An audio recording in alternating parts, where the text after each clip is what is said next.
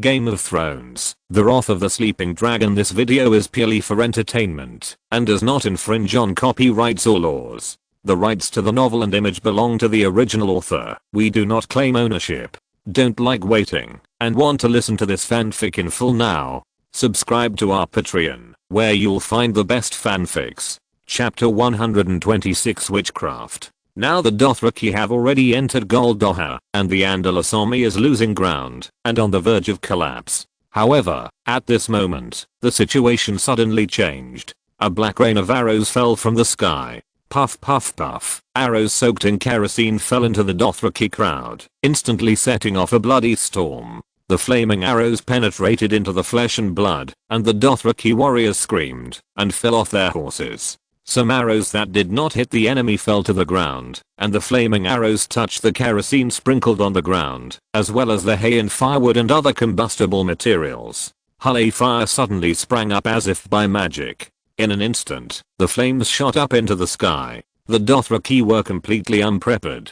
They had just heard the Cal's order to retreat, and they were still a little angry and puzzled. But with the precedent of the challenge to Cal being killed yesterday, no one dared to question Rogo's order today. Just as they were about to retreat, it was too late. The fire touched the kerosene, and the fire came unexpectedly. The Dothraki warriors on horseback instantly felt a little hot under their feet, and then they lowered their heads, and were surrounded by a sea of red fire. The billowing black smoke rushed straight into his eyes, causing him to lose his vision instantly. His eyes stung, and he screamed in pain, and then the frightened warhorse also screamed. The Dothraki warrior fell off his horse, and fell into the sea of fire. Sizzle. In an instant, it was like barbecue touching an iron plate, with a sharp sound of grease touching flames, and a soul-stirring scream that made people shudder. Ah! The black smoke rushed straight to the sky. The surging fire ruthlessly devoured the lives of the Dothraki in the middle section, and the entire Dothraki army was divided into 3 sections. The second half had not yet rushed into the city. The first half was fighting with Andalus's front line, and the middle part was burned by the fire. Witchcraft. This is definitely witchcraft. The Dothraki in the second half were terrified when they saw the miserable state of the tribesmen in front of them. These Dothraki people were extremely superstitious due to their low education level, and the living conditions of the tribe were also limited. Even the water that all war horses could not drink was called poison water, and they would never touch the bodies of people they did not kill. The number 13 was extremely ominous in their eyes, and all the problems that their simple brains could not explain were all called witchcraft. The Dothraki tribe, which looked ferocious and man-eating, would become as docile as a little lamb when facing witchcraft. Many of the Dothraki in the second half even turned over and dismounted, kowtowed on the ground, and begged the witch to stop. Damn witchcraft. Even those who didn't kowtow had fear written all over their faces, waving their scimitars and constantly uttering harsh curses. But no matter how much they cursed, they dared not get close to the fire in front of them. Tap, tap, tap. At the same time, they were trying to restrain the horses under their crotch. The horses' hooves were trotting anxiously. The Dothraki warriors hugged their companions' necks tightly, hoping to calm the horses' restless emotions and prevent them from being frightened and turning their heads and running away. The Dothraki in the back were affected by the wind direction, with smoke and fire, and they were also afraid of witchcraft and dared not move forward. The Dothraki in the middle were trapped in the sea of fire, struggling desperately and trying to escape. Tap, tap, tap. Many of them rushed out of the sea of fire covered in flames, and as soon as they got out of it, they fell off the horse's back and rolled on the ground to put out the fire. Save me! Save me! Crash! However, more Dothrakis in the rear did scatter in an instant, and no one dared to approach the person who was set on fire by witchcraft. As for the Dothrakis who were fighting with the Andalus army in the front, they were the most unlucky. Their retreat was cut off, and there was a blazing fire behind them. The cute little sheep in front of them just now turned their offensive and turned into a ferocious big bad wolf, grinning and trying to drive them into the sea of fire. Witchcraft. The despicable enemy used witchcraft. The Dothrakis who had no way out were terrified and waved their scimitars. They would rather die in the hands of the enemy than die in witchcraft. Cremation is different from dying in witchcraft. They are afraid that their souls will not be able to reach heaven smoothly after being killed by witchcraft. The Dothrakis, who were not afraid of death on the battlefield, were defeated by the name of witchcraft. The army of Andalus pressed forward, and many Dothraki were pushed into the sea of fire and screamed, "Stop!" The Dothraki in the back did not want to be pushed into the sea of fire, but the tribesmen in the front were forced to retreat step by step by the Andalus army. In this situation, someone finally took the initiative. Kill. Kill. The Dothraki in the back, who was about to be pushed into the sea of fire, finally drew his sword, chopped the tribesman in front of him with one knife, and then squeezed forward. At the same time, many people who were about to be pushed into the sea of fire also followed their example and drew their swords to kill the tribesmen in front of them. The Dothraki, who were resisting the Andalus soldiers in the front, did not expect to be betrayed by the tribesmen in the back. In an instant, this army separated by the flames collapsed. Many Dothraki who once belonged to other KLS and were conquered by Drogo threw away their scimitars very experiencedly, then knelt on the ground with their hands on their heads and simply surrendered.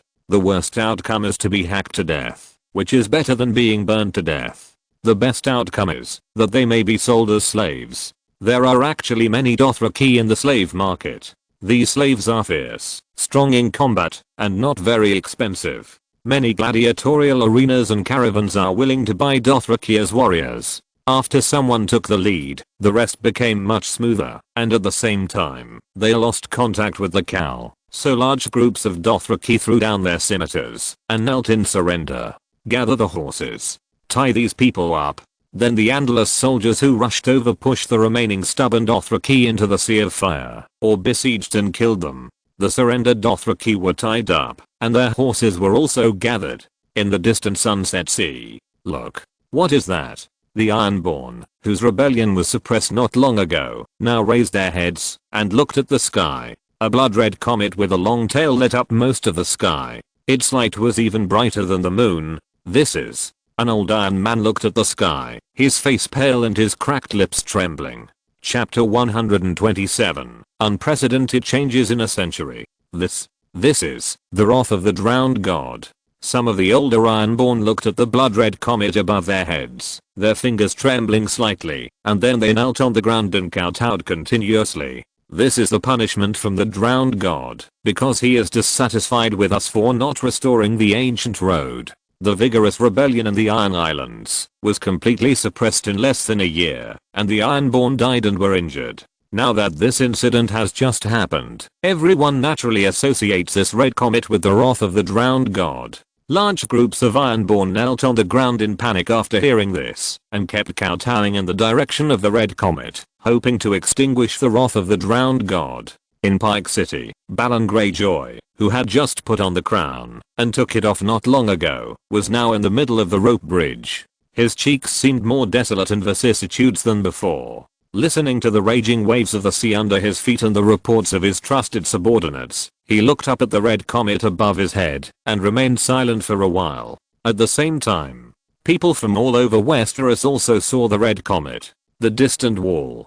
2 soldiers of the Night's Watch wearing black cloaks untied their belts at the end of the world and then urinated in the direction of the land of eternal winter. Then they were ready to go back, but at this time they saw a red comet with a long tail in the sky. What is this? More brothers of the Night's Watch in the Black Castle walked out of the house and looked at the blood-red comet in the sky. This kind of wonderful natural phenomenon is rare, but the men who usually brag and chat are speechless when facing this simple question at this time. Because astronomy really touches their blind spots in knowledge. Jim Ormont, the 997th Commander-in-Chief of the Night's Watch, had a talking raven standing on his shoulder, wearing a bearskin cloak, and then followed his brothers out of the room, squinting his old eyes and looking at the wonderful phenomenon in the sky. How about calling it Mormon's torch? Then, it was unknown which of the Night's Watch brothers started the conversation, and all the soldiers in the Black Army burst into laughter. The soldiers in this army, which was now composed of criminals, understood the meaning of this sentence in a second. Is old Mormont's torch still useful? The Night's Watch brothers laughed and joked. Be careful that the master will draw his sword and scare you to death. Old Jir didn't care much about this joke, but his weathered face still showed helplessness, and then waved his hand and told them to get out. Go. Then the old man raised his head again and stopped to look at the red comet passing by his head. At first, he was a little surprised to see this wonderful celestial phenomenon, but after looking at it for a few more times, it was meaningless. Then, the old man shook his head and returned to his room. In the citadel of Old Town, the sound of hurried footsteps in the silent corridor was clear. What? How is this possible? At the same time, there were whispers, as if they were communicating something, with doubts and disbelief. Then the figure holding the lamp swayed slightly and gently placed the oil lamp on the ground. The shaking figure took out a bunch of heavy keys, and then inserted them into the huge keyhole, twisting the almost rusty lock with effort, and finally heard a click, and finally opened the lock. Then the figure took a few deep breaths, raised his hand, and pushed open the door with a creak, but just as he was about to raise his legs to walk in, he suddenly stopped, stood outside the room, and looked at the scene in front of him, and then gradually opened his mouth. It was obvious that the scene in front of him shocked him. His figure was projected on the wall behind him, one hand covered his mouth, and his beard was trembling. And beside him, there was another figure hiding in the darkness without being illuminated by the lights, who spoke at this time. It looks like something big is going to happen. Let's go and notify the butler first. In fact, if a bachelor has achieved qualified achievements in a certain professional field, he can be called a bachelor. If a bachelor's knowledge in a certain field can be called a master, he will be awarded the ring, scepter and mask corresponding to this field, as well as the title of doctor, to recognize his professional knowledge. Doctors are senior members of the Citadel, and they are given the right to attend the Cardinal Council. The Cardinal Council is the management group of the Citadel, and even the Grand Secretary who assists the King in King's Landing is elected by them. Every year, the Cardinal Council of the Citadel will draw lots to elect a butler from the present to manage the affairs of the Citadel. Now that such a big thing has happened, it is natural to notify the current butler of the Citadel, Dr. Ambrose, the chief physician of the Citadel who has obtained the title of doctor in the medical field, and has a silver ring, scepter and mask. Then the two people hurriedly closed the door, of course, and did not forget to put the heavy lock back on, and then hurried to the butler's room. However, when the two of them rushed to the butler's room with lanterns, they found that Dr. Ambrose was not there. After several twists and turns, they finally found him. Now, several members of the Citadel gathered in the room of Dr. Verin, the astronomy doctor, and used a strange mirror to look at the red comet with a long tail in the sky. This is a sword that kills the seasons. It indicates the rotation of the seasons. Dr. Verin, the astronomy doctor who is the teacher of Bachelor Gunda, was talking about something. However, at this time, the door was knocked. Come in. Then, two middle-aged bachelors pushed the door open and walked in, bowed slightly, and then walked in front of the butler, leaning over and whispering a few words in his ear. What? Dr. Ambrose was slightly startled when he heard their words, then raised his grey head, widened his eyes, and asked in a hoarse voice of disbelief. The glass candle is burning again. Several doctors gathered here to analyze the sudden appearance of the red comet and what omen it would bring. However, it was not such a sudden thing. You know, the glass candle has been extinguished for more than 100 years, and no one has been able to light it. But now it has been lit up out of thin air without any flame. The doctors in the room looked at each other when they heard it. They also knew that this matter was very serious. The 4 glass candles preserved in the Citadel were brought from Valyria to the Citadel 1,000 years ago before the doomsday catastrophe of Valyria. Although it has not been fully confirmed, according to the conjectures of doctors of all generations, glass candles may be closely related to the existence of magic. What happened? This is a change that has not happened in 100 years. Then a group of old men had no time to pay attention to the red comet above their heads and hurried to the room where the glass candles were stored. Chapter 128, Broken Army. The red comet streaked across the sky, causing various reactions in all parts of Westeros. The Ironborn of the Iron Islands believed that it triggered the wrath of the drowned god, while the masters of the Old Town Academy and the bishops of the Starry Cathedral who believed in the 7 gods jointly declared that this was just a normal astronomical phenomenon and was the sword of the 7 gods that killed the seasons. The soldiers in the Riverlands looked up at the sky and they called the red comet the Red Messenger, indicating that there would be frequent news of victory in the future. The people in the palace of King's Landing called it King Robert's Comet and flattered King Robert, who had just returned from the victory, so that he was intoxicated and unconscious after a banquet. In the end, it took a lot of effort for Sir James to carry His Majesty the King back to his bedroom by hand, and Sir James had some back pain for the next few days.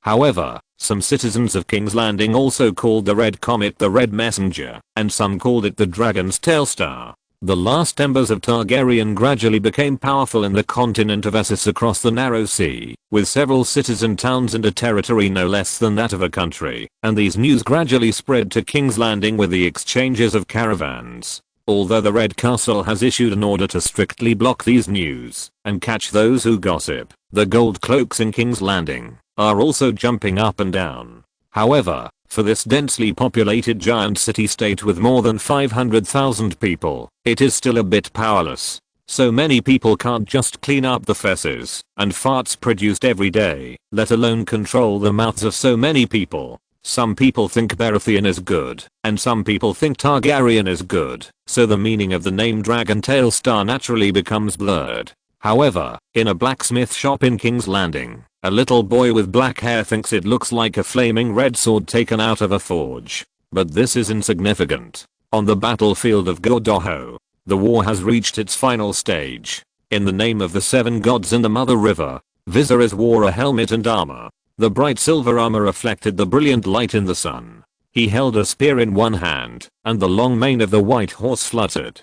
Defeat all invaders who want to plunder our wealth, occupy our wives and children, even want to sell us as slaves. The little king personally led more than 100 heavy cavalrymen to bypass the fire that had not yet been burned out, and then accelerated the charge and rushed into the battlefield. Rumble. Now the morale of the Dothraki has declined to a low point. Attacking towns is not their strong point. Now they have suffered setbacks one after another, and they have encountered an enemy ambush after rushing into the town. A fire split the formation, and most of the tribesmen were drowned in the sea of fire, or blocked in the town, becoming turtles caught in a jar. The Dothraki who did not fall into the battlefield in the second half no longer had the courage to fight for their lives. Most of them were elderly people with poor physical strength, women, and even children. These children usually followed behind the army to pick up arrows and weapons from corpses as backup, but they did not expect that they would become the front line of the army now.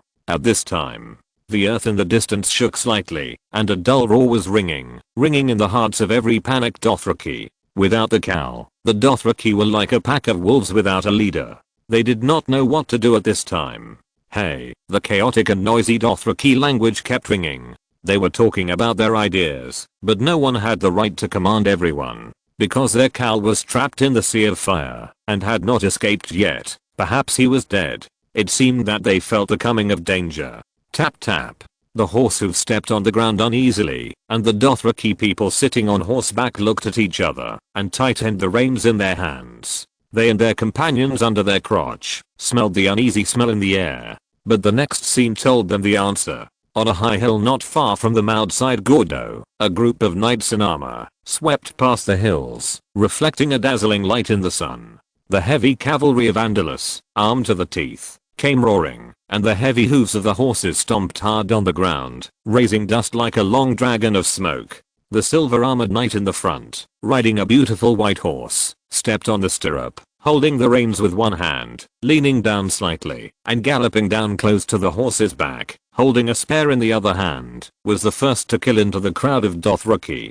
When the 2 Dothraki warriors saw the knight, they roared in anger, mustered up their courage, and rushed up with their axe in hand, trying to stop the invader. Die. However, the lavender eyes under the visor of the silver-armored knight only condensed slightly, and then clenched the spear in his hand. With a flick of his wrist, the sharp tip of the spear came out accurately, and pierced into the neck of a Dothraki warrior. Puff, a handful of enemy blood bloomed. Rumble. The panicked sound of horse hooves fled into the distance. The owner on the horse had been thrown to the ground, and the body hit the ground heavily, and the head was almost completely broken off. The scimitar in the hands of another Dothraki warrior who was flanking Viserys was close to his helmet. Clang, it even cut the white tassel on his head, and then the little king slightly tilted his head and narrowly avoided it. Then there was a curse in the Dothraki language. He thought that this knife would be a sure thing, to chop off the head of this tin can, but the other party dodged it. But before he could finish his words, he felt a heavy blow to his chest. Bang! Viserys stabbed an enemy to death with a gun and dodged his knife at the same time. The gun rod scraped against the steel gauntlet and made a sound, and the heavy gun hit his chest heavily. Plop! The body of the Dothraki warrior was thrown off the warhorse and fell to the ground, life or death unknown. However, before he could get up again, he was trampled into a pulp by the cavalry following Viserys. The heavy cavalry, armed to the teeth, faced the light cavalry who were standing there in a state of confusion and panic. It was a devastating blow like a rotten wood. Unstoppable. Like lava flowing from a volcanic eruption, it melted these Dothraki in an instant. Then they finally began to flee in all directions. There was no longer a formation like CAS and KLS. All the commands had long been in chaos as the Khal fell into the sea of fire. The Dothraki translator who Viserys had saved before finally came in handy. Knight Avon grabbed the translator and shouted like thunder, "Tell them, hand over Drogo, or kill them all." If you're listening to this novel on a channel other than Fanfic World, it means they downloaded and uploaded it without effort. We cordially invite you to visit our channel, Mundo Fanfic Novelos. There you'll find the original version of this story and you can explore many other novels of various genres. We're waiting for you to immerse yourself in a world of incredible novels. Chapter 129 will be available tomorrow at noon. After much thought, I decided to write a comment. Some friends asked me why I didn't advertise the previous book. Actually, the permissions were locked. After the book was finished, it couldn't be changed at will. And I don't know if my friends who watch Naruto would watch Western fantasy. As for the update, the author has been working hard to update. If I can update more, I will definitely work hard, but I still have my job to do, and my mother is seriously ill now. This comment is written in the early morning, because I just saw my parents off to Zeng's house for medical treatment. The results are 2 or 3 times better than the previous book. Actually, I didn't expect it. I have improved hhh. Before writing, some friends said that I was stubborn, because the audience of Western fantasy is too small, and Game of Thrones is even smaller. They wanted me to write about Hyuga, but after thinking it over again and again, I still want to change the subject matter. I hope to try more new things, and get more training. But speaking of these, in fact, when I first started writing the book, I was always inflated. I thought I could write about any category, but when I really started writing, I still felt a little strenuous. Then I will focus on explaining the plot issues. The Red Comet was brought forward. The relationship between dragons and magic was not explained clearly in the original book. It is probably symbiosis. There are 2 explanations. One is that magic came first and then dragons, and the other is that magic came because dragons were born. The problem with the Black Fog is that it is not a system. It is not a system. I have emphasized it 3 times, laughing.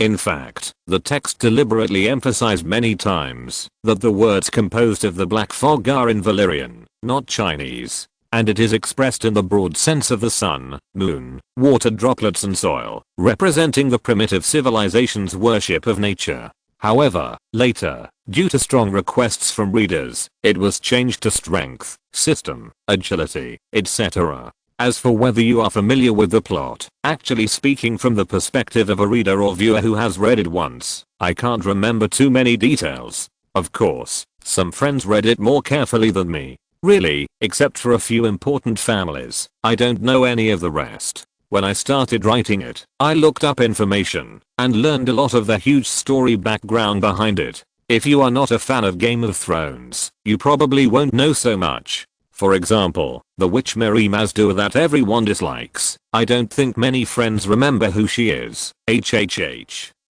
She is the woman whose whole village was killed, and she was being raped, and Daenerys saved her, but she still killed Drogo. So she is a real witch. I can't remember anything else to explain now. I want to go to the bathroom. Okay, let's do it this way. I wrote more than 2 million words in the last book. Don't worry, I won't stop.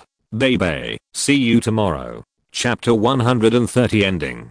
Viserys personally led the cavalry to crush the last bit of resistance in the hearts of the Dothraki. The Dothraki who had separated their troops to resist on Oberyn's side also decisively withdrew from the war sequence after seeing the changes here, but did not join the tribesmen here, but retreated in another direction. The Dothraki tribe, the Cass, is composed of a group of Cass. When the Khal died, all the Cass were actually liberated and became a small and flexible group. If a new Cass can be selected in a short time, it will be fine. If no new Cass are born, then these Cass will leave the Cass and form a new Cass with the rest of the Cass, or join the tribe of other Cass. Although there is no clear news now, the leader of this Cass believes that Khal Drogo has most likely been trapped in the fire and burned to ashes. Khal Drogo is dead. Otherwise, the main army would not be in chaos. This group of Dothraki is finished. In the distance, Oberyn watched the Dothraki who had just fought with them retreat into the distance, but he did not catch up. Although he won this battle, Oberyn did not get carried away. He knew that Andalus's ordinary cavalry could not beat the Dothraki in any way when fighting on horseback. They were not in the advantage of numbers. Andalus only had a few horses, and their riding skills were not as skilled as the other side. This battle was won purely because the Dothraki underestimated Viserys, and Viserys regarded them as mortal enemies from the beginning and deliberately set a trap. It can be said that the soldiers who sacrificed in front, the horse pits, the Chevorksty fries, etc. were all traps to guide the vicious dog into the cage. When the vicious dog enters the cage, you can wave the big stick to teach it a lesson. The narrow terrain is not suitable for the Dothraki to perform. If it is in the wilderness, even a big fire will not have much impact, because they are not like in the city roads. People are crowded together, shoulder to shoulder. In such a crowded environment, a fire can cause dozens of times more damage. What a good plan. Oberyn sighed and took off his helmet. Sweat had already soaked his hair. His short black curly hair was close to his cheeks and scalp, and sweat flowed down. The armor is really well designed and almost airtight. In summer, you can suffocate to death, and in winter, you are likely to be frozen into ice. Then Prince Dawn wiped the sweat from his forehead, and threw his helmet to the ground, turned over and jumped off his warhorse. In the distance, Viserys and the heavy cavalry defeated the will of the Dothraki to resist. The heavy iron hooves tore through their chaotic formation like a tiger rushing into a flock of sheep, rolling forward with unstoppable power. The only ones left were the old, weak, sick and disabled Dothraki, who were unable to stop the heavy cavalry, and fled in all directions. Of course, there were also warriors among them who wanted to stop these iron-canned Dothraki warriors, and rushed over with scimitars. However, his horse, which had no equipment, was knocked away like a sandbag. Boom. The warrior on horseback also vomited blood, and fell heavily to the ground. At the same time, those who bypassed the front of the heavy cavalry charge, and wanted to kill these Andalus knights with swords, found that they could not even break the opponent's defense. Clang clang clang. The crudely made Arak scimitars chopped on the heavy plate armor, leaving only a few shallow scratches, and then the wrists were shocked and hurt. Then, in the horrified eyes, the opponent drew the sword at his waist, and chopped him off the horse. Iron hooves ruthlessly trampled the Dothraki who fell on the ground, and crushed them into meat paste with a heavy sound, forever merging with the earth. Viserys' breathing was a little heavy under his armor, and his arm holding the spear also felt severe pain. He had exhausted all his strength. His warhorse finally released its energy, and its body became hot. Sweat dripped on the ground, mixed with disgusting blood. "Your Majesty." Then a servant ran up, and helped Viserys down from the warhorse. The armor on the little king made a sound. Now his whole body was like a blood gourd. I don't know how many enemies he had killed. His feet were even a little weak, and then he took off the silver helmet on his head with the help of the servant. Then Viserys took a deep breath of fresh air. All the heavy cavalry also turned down from the warhorse with the help of the servants, because they all had no strength to get off the horse like the little king. Their horses had also exhausted their strength, and their lungs were breathing heavily, as if they were about to explode. Sweat mixed with blood flowed down. The heavy armor of the knights dismounted, and might cause their horses to fall to the ground, and then they would be injured or even die. This war is over. Viserys' chest rose and fell slightly, and then with the help of the squire, he gradually took off the other armor on his body, and got rid of the heavy burden. Click, the squire took off the breastplate on Viserys' chest, and he felt that his breathing became much smoother. From early morning to dusk, this battle lasted a whole day.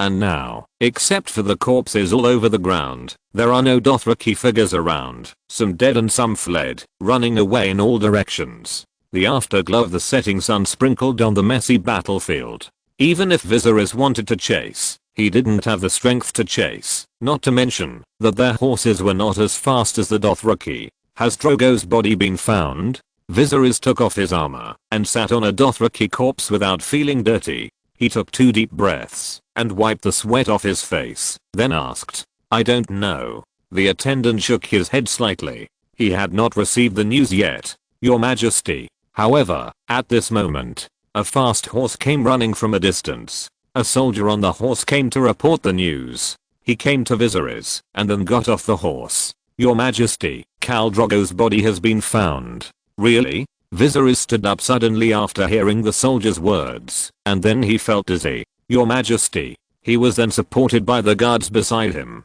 However, Viserys took a breath and waved his hand. He was just a little exhausted and would be fine after eating something later. But there were more important things at the moment. "Come on, take me to see." Chapter 131, Death of Drogo. Not too long passed. The sound of horse hooves rang out, and then the horses dismounted. This way. The little king, who had already taken off his armor, came to the place where the fire had burned, surrounded by soldiers. Now there was charred black soil everywhere under his feet, emitting a scorching temperature. It felt warm when he stepped on it, and the charred bodies had long been unrecognizable from their appearance before death. They had turned into crispy charcoal and were crushed into powder with one step. Crack. Viserys crushed a charred body with his footsteps, one deep step and one shallow step, and followed the soldiers around him to the place where Khal Drogo's body was found. There were still some unburned flames on the ground around, swaying gently in the wind. "Viserys, this kind of place is actually very dangerous. If you are not careful, the fire will reignite." As the deputy commander of the legion, Oberyn also came to the scene. As the core of this battle, Viserys had been ordering the killing of Khal Drogo. And the reality is indeed like this. To deal with the Dothraki, as long as their Khal dies, the entire Khal will fall into chaos in an instant. Because from the moment the Khal died, they were no longer considered members of a tribe in the strict sense, and could leave the Khal freely. Then there was no point in continuing this war. Therefore, after the war, Viserys asked to search for Drogo's body, and now he finally found it. That's right. Viserys was wearing a white animal skin cloak at this moment, to prevent sweating in the armor just now, and then catching a cold, when the wind blew. Under the current medical conditions, even a cold is a serious illness. Now, he and Oberyn walked side by side in the ruins, resisting the disgusting smell in the air, and continued to move forward.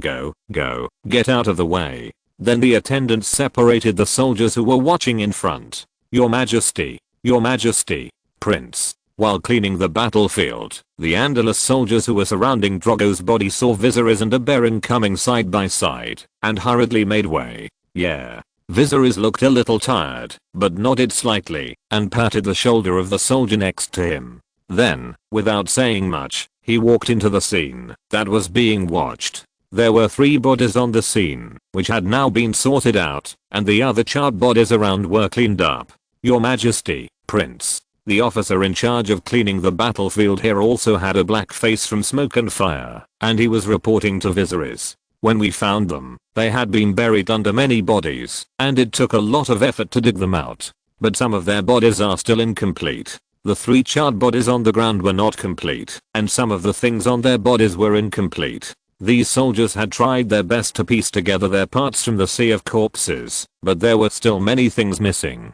And Viserys would naturally not blame these soldiers for this, and nodded slightly. "Well done." Then he walked to the 3 charred corpses, and squatted down to examine them carefully.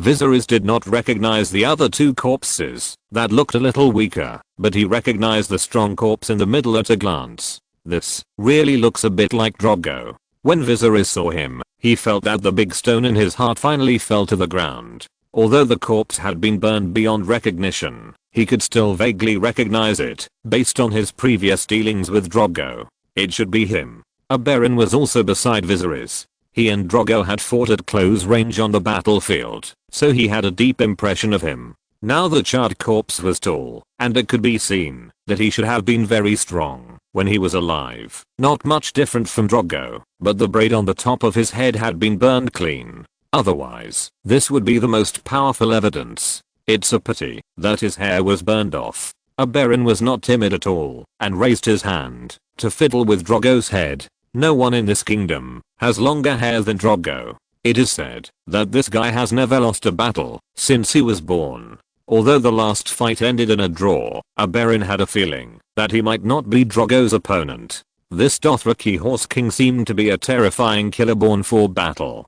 But now he still lost the battle, and this defeat directly ruined his life. Oberyn shook his head slightly and smacked his lips with some regret. If possible, he would like to fight Drogo again. Then, the slender Dornishman stood up from the ground. I kind of believe what you said, Viserys. If this guy can continue to live, he may really become the most powerful Horse King on the Great Grass Sea. When I have time later, I will write a poem for him. The romantic and knowledgeable Prince of Dorne usually has the habit of writing poems. Moreover, the quality of the poems he wrote was extremely high. If he had let go of his hatred and his identity as a member of the Martell family, perhaps he would have chosen to become a bard. It's up to you. Viserys still looked at the vaguely familiar face in front of him, then raised his head and spoke. Go find a few Dothraki captives and identify them again. Viserys pointed to the two bodies beside him. Confirm their identities again. Understood. Not long after, the Dothraki translator and the captives were brought over, and Viserys repeated what he had just said. The captives and the translator looked at Drogo's body with some sadness in their eyes, then nodded and confirmed his identity again. Your Majesty, the King of the Seven Kingdoms, this is the body of the cow. And those two are his bloodriders, Hago and Koholro. The Dothraki translator explained everyone's words, and Viserys was completely relieved. It seems that Drogo has really been burned to death. Viserys breathed a sigh of relief, feeling that the heavy burden that had been weighing on his shoulders had finally been lifted off. Drogo was dead. This also meant that his life trajectory, which was originally destined to be tragic, had completely changed at this moment. However, at this moment, look. Everyone, look up in the sky. What is that? A noisy and chaotic sound suddenly came from the distance. Then a soldier standing next to Viserys suddenly spoke loudly. Huh? What happened?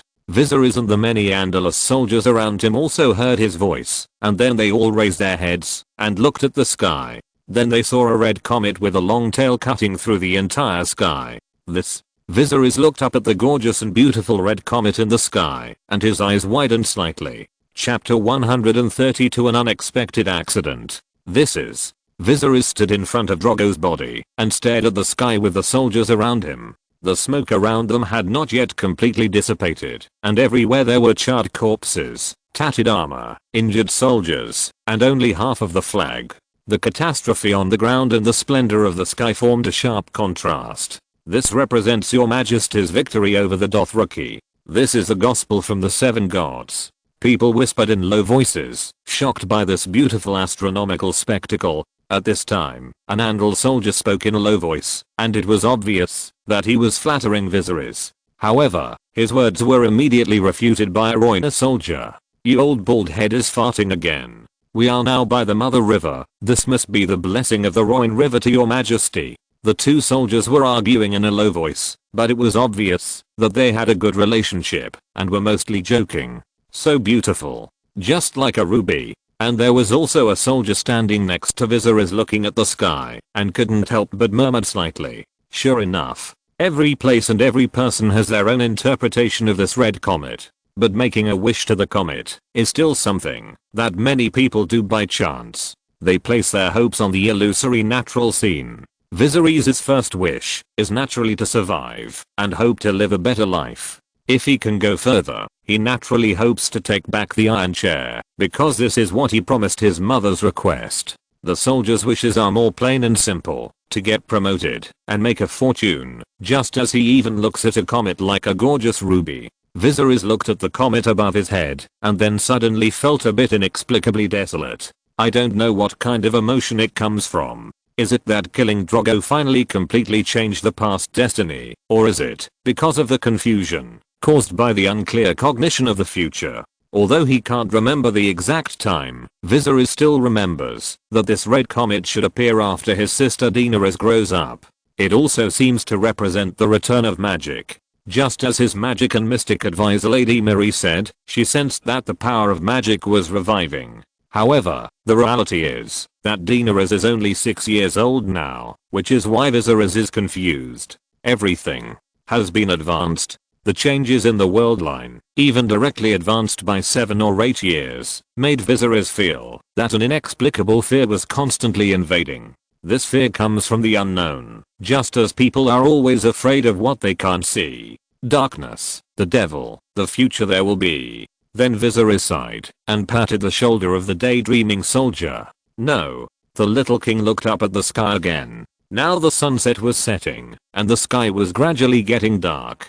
This war lasted from morning to dusk before it finally came to an end. And Viserys' good mood just now gradually calmed down and returned to normal. Then he waved his hand and asked the soldiers to bury Drogo with honor. This is a respectable opponent. Then he asked the guards to stay here, and he wanted to walk far away by himself.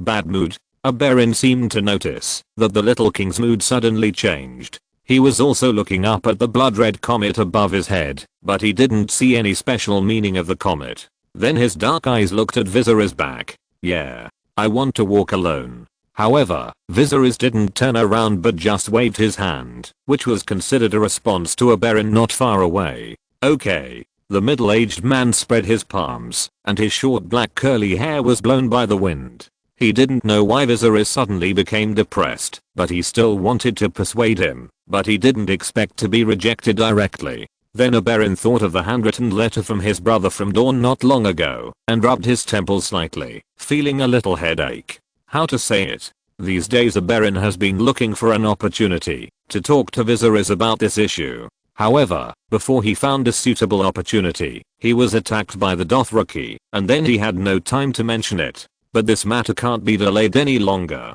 As Viserys grows older, Andalus' strength gradually grows. This matter should be determined as soon as possible, otherwise the interests of the Martell family cannot be guaranteed. Although Oberyn has been in Andalus for so many years, and has become friends with Viserys, he still can't refuse the interests of the family and the will of his brother. Let's find a chance later. Oberyn sighed as he watched Viserys' back gradually disappear. The unrecognizable body of Khal Drogo on the ground had been carried away by the soldiers and placed on the shelf. A lot of firewood was piled around, ready to use the most traditional way of the Dothraki to burn him to ashes. And Oberyn moved his shoulders. After fighting all day, he was ready to go back and rest. However, at this moment, the unexpected change was happening quietly. The red comet with a long tail in the sky seemed to be gradually enlarged in everyone's eyes. At first, no one took it seriously. Viserys had gone to walk quietly by himself, and Oberyn also stretched his muscles and wanted to go back to rest. Some soldiers were busy preparing for Drogo's funeral, while others were cleaning the battlefield. The night gradually enveloped the earth, and the light of the red comet above even covered the bright moon in the sky. Then a soldier noticed something unusual, and asked with some doubt and uncertainty, "Is it getting bigger and bigger? Do you feel this way?" With the first person's reminder, all the remaining soldiers who were secretly looking at the sky also reacted. Huh, it seems to be true. What's going on? Is it going to fall? The soldiers put down their work and looked at the red comet that was getting bigger and bigger in the sky. However, there was no panic or fear on their faces, but some excited whispers. Because the thing flying past the sky seemed very small to them, only the size of a wheel. A middle-aged soldier holding a long pipe inhaled a puff of smoke and then spoke in a faint voice. HMPH. Such a small thing, even if it falls, it won't have any power, right? Yes, that's right. The soldiers around also nodded. They felt that there was nothing wrong with this. I just killed a Dothraki. What does a small thing falling from the sky count for? Chapter 133 Fall. In fact, this state of widespread illiteracy is not only the case in Andalus, but also in many other places. And it is too early to fully analyze the true meaning of the sun, moon, and stars in this era. The followers of the Lord of Light light a bonfire every sunset, thanking ruler for the day that is about to end and asking him to bring back the sun the next day to drive away the condensed darkness. The people of Karth believe that the moon is an egg. There were originally 2 moons in the sky, but one of them moved too close to the sun and exploded because it could not withstand the high heat. Then thousands of dragons emerged from it and absorbed the fire of the sun, which is why dragons can spit fire, and one day the remaining moon will kiss the sun, and then it will also explode, and the dragon will return to the world. The Dothraki believe that the moon is a goddess, the sun is the husband of the moon, and so on. The soldiers were discussing together. Viserys walked alone to a quiet open space not far away. The night was lonely, and the boy's silver gold hair fluttered gently in the wind. He really wanted to be alone for a while. There are various reasons.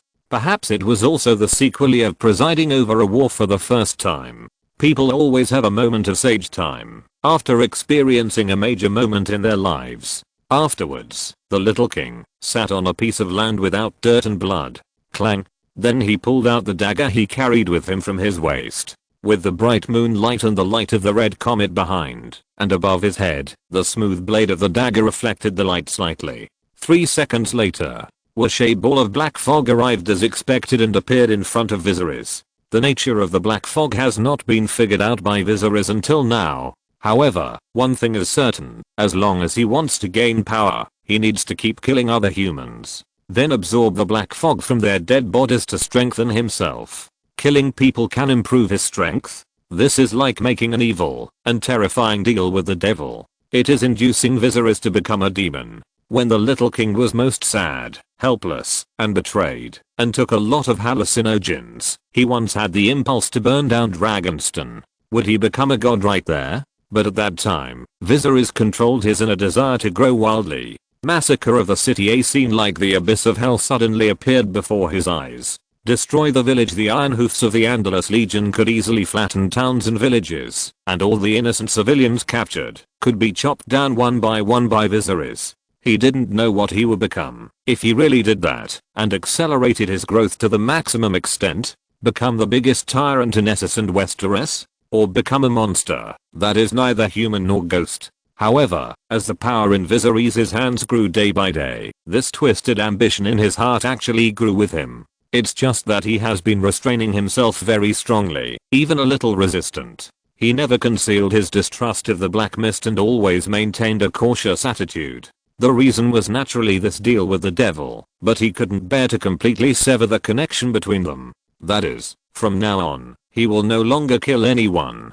But obviously, he can't do it. This is a battle with his own soul. Although he is very selfish and has conquered many Rhoynar villages, he is not a complete demon after all. Will I become a demon in the end? Viserys sat there and watched the familiar black fog reappear in front of him. His beautiful lavender eyes narrowed slightly, and then he exhaled a long breath. Then, his eyes suddenly condensed, and he seemed to see that in the image, reflected by the dagger, the rapidly flying red comet seemed to be gradually enlarged. What's going on? Viserys noticed these abnormalities a little late, but he also had a warning in his heart, and then he turned his head suddenly. Then, he saw the most splendid scene he had ever seen in his life. Boom! A huge roar suddenly broke out in the sky, like the loudest thunder in summer. The red comet seemed to finally break through the atmosphere with a long tail. Then it suddenly burst out with a strong light, and turned into a huge burning fireball. The irregular sphere rubbed the air violently, generating strong light and heat, and constantly broke through the clouds. The sky seemed to be torn open with a scar, becoming hollow, and the airwaves rolled and spread to the distance, with a long tail piercing through the sky and the earth.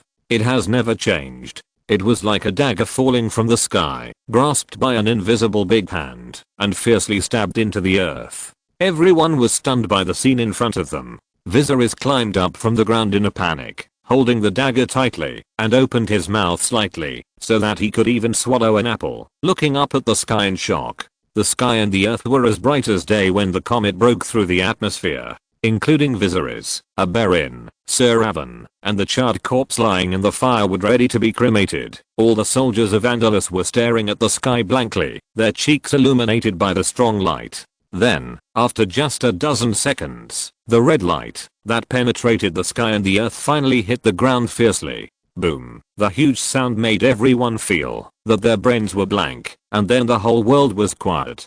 Get down.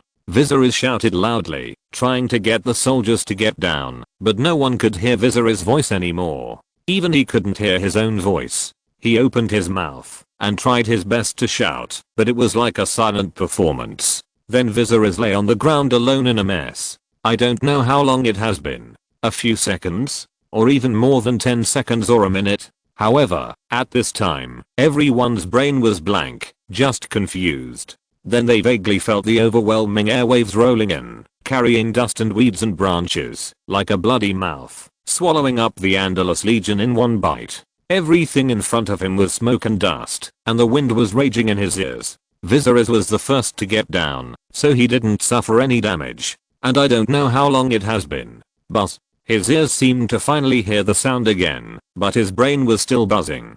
Then Viserys struggled to get up from the ground and patted the thick dust accumulated on his body. Then he stood up and looked at the scene around him. Everything seemed to have passed, except for the mess on the ground. The wind was calm and the clouds were light, except for the huge hideous hole in the sky. Chapter 134 Dragon. Perhaps the location where the red comet fell was not very close. The soldiers of the Andalus Legion did not seem to be hurt too much, and after a while they all climbed up from the ground. What happened? Some soldiers still had a dull expression, as if they had not recovered from the explosion just now. However, no one could give him a correct answer. Viserys' chest rose and fell slightly, and he seemed to be a little frightened, and then he brushed off the dust on his body. He was the first to fully recover, but his eyes, which were usually calm, also showed deep shock and disbelief, and he could not give any explanation. The red comet actually fell down. How could he have thought of this? In his memory, this red comet should arrive in about 7 or 8 years or even longer in the future. And now, not only did it arrive earlier, it also did not fly to the legendary Shadowland, but suddenly fell down beside him. It was as if it wanted to smash him to death on purpose. Why should he say sorry? I missed it. Viserys' chest rose and fell, and he was breathing heavily. He looked calmer than others, but in fact, he was more shocked than others. Because he knew the truth. He didn't understand why the red comet came early, and what he couldn't understand was why the red comet suddenly fell on his head. Fortunately, the location where the red comet fell was still far away from where the Andalus Legion was now. According to the rough direction, it should have fallen to the east of the Upper Rhine River, northeast of their current location, on the edge of the Northus Mountains. Therefore, the Andalus army did not suffer a devastating dimensionality reduction attack. He took a deep breath. Go and see. Then Viserys made up his mind. In any case, since he knew the importance of this red comet, and now that such a drastic change had occurred, he was so close, of course he had to go and see it himself. Only a bold attempt could better solve the mystery in his heart, and understand what happened. Why did the red comet arrive early? Why did it suddenly fall on his head? And what exactly was this red comet? He only remembered that the red comet that passed through the 2 continents finally fell into the Shadowland and disappeared.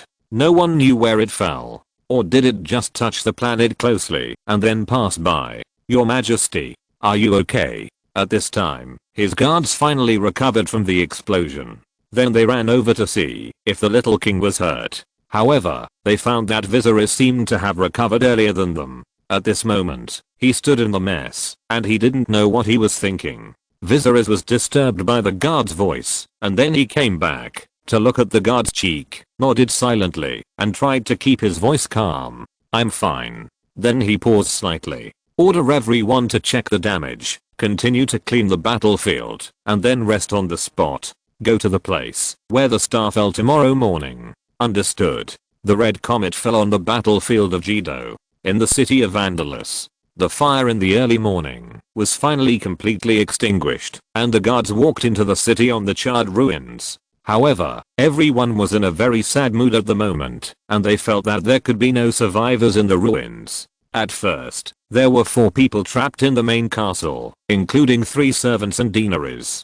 Finally, Bessie rushed in to rescue her mother and Daenerys, but she also lost contact. However, perhaps it was the favor of the 7 gods, and Bessie, the Andal warrior, who was his most loyal believer, seemed to have a weak breath. when he was rescued. Then he was urgently rescued by the doctor, and he is still in danger of death. His mother was unfortunately burned to death, and the other 2 servants were also burned to charcoal. But at the same time, a shocking thing happened. The guards were searching the remaining ruins hoping to find Dinara's body, but after they lifted a collapsed ceiling, they found the sleeping girl in the crack below it. Dinara's clothes and all the hair on her body had been burned clean. Her small body, which was a little blackened by the smoke, curled up tightly, and there were a few uneven tear marks on her cheeks. She was shielded by a collapsed ceiling, and became a safe area, so she did not suffer any harm. Beside the sleeping figure of the girl, there were 3 strange creatures the size of puppies, covered with thin scales, with lizard-like heads, and no front feet, but a pair of wings. What is this? A big bat? The guards who found Her Royal Highness the Princess Sordina is lying naked in the ruins, and she seemed to be alive. There were 3 strange creatures around her that they had never seen before, and they immediately drew their swords to drive them away. Get out of here. However, these 3 little guys, who were only the size of puppies, did not show any fear in the face of the sharp swords. Instead, they spread their wings angrily, opened their mouths, and roared at the soldiers in warning, not allowing them to get close to Dinara's. At this time, hearing that Dinara's had been found, Renas and the Meester hurried over. Then they stopped the soldiers from doing what they were doing. Stop. Renas ran over, raised her hand to press down the long swords in the soldiers' hands, and then asked them to retreat first, and stay away from here. Your Highness the Princess. Meester. The soldiers didn't understand why. They were a little afraid that these 3 strange creatures they had never seen before would hurt Renas. But they still obeyed the order obediently, retreated far away, and protected this place in the center. The brown-haired girl looked at the 3 little guys with some shock and nervousness, and swallowed a mouthful of saliva slightly. Mr. Gunda, who followed her, also stared at the 3 little guys with wide eyes, and his breathing also became a little faster. Unlike these Andalus soldiers, he and Renas recognized what these 3 strange creatures with wings and scales were. Your Highness, be careful. However, when the scholar saw Renas tentatively extending her hand, he still clenched his fist nervously and couldn't help but open his mouth to remind her. Hiss, a bronze little guy was closest to Renas. When he saw her extending her hand, he immediately spread his wings and let out an angry roar. The end of the 5th chapter. No more drafts saved. Thank you all for your support. Chapter 135 Rego. Hiss, the bronze little guy let out an angry roar, spread his wings, and took an attacking posture, protecting Dinara's behind him. Regal. Seeing this scene, Ren's throat rolled again. She was a little scared, and her fingers paused in the air, calling its name softly. Then she turned her head, and looked at her teacher. Mr. Gunda looked at the 3 little guys with a complicated look, but still nodded, encouraging Rens to try boldly. Then the girl's dark eyes regained firmness, and then she gritted her teeth, and ignored the little guy's warning, and once again boldly reached out her hand. Hiss. The bronze little guy saw that the hateful human in front of him dared to ignore his warning, and once again let out an angry roar, like a fighting rooster. He opened his mouth full of fangs and even spurted out a stream of black smoke with a puff. Then, Renz's finger touched the tip of its nose. Bo gently poked it, almost poking the little guy standing on Dinara's thigh with his wings spread out. His body staggered slightly. Hoo hoo hoo hoo. Then he flapped his wings desperately a few times before he regained his footing. The bronze little guy's nose was about to be crooked by anger, and his anger and body temperature soared sharply in an instant.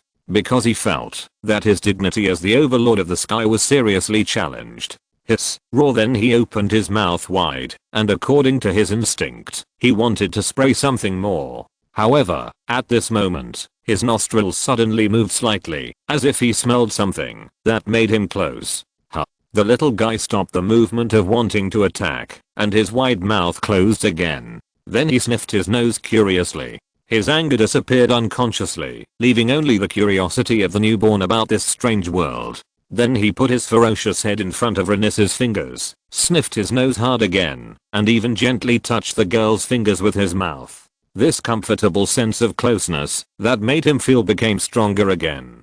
Rego.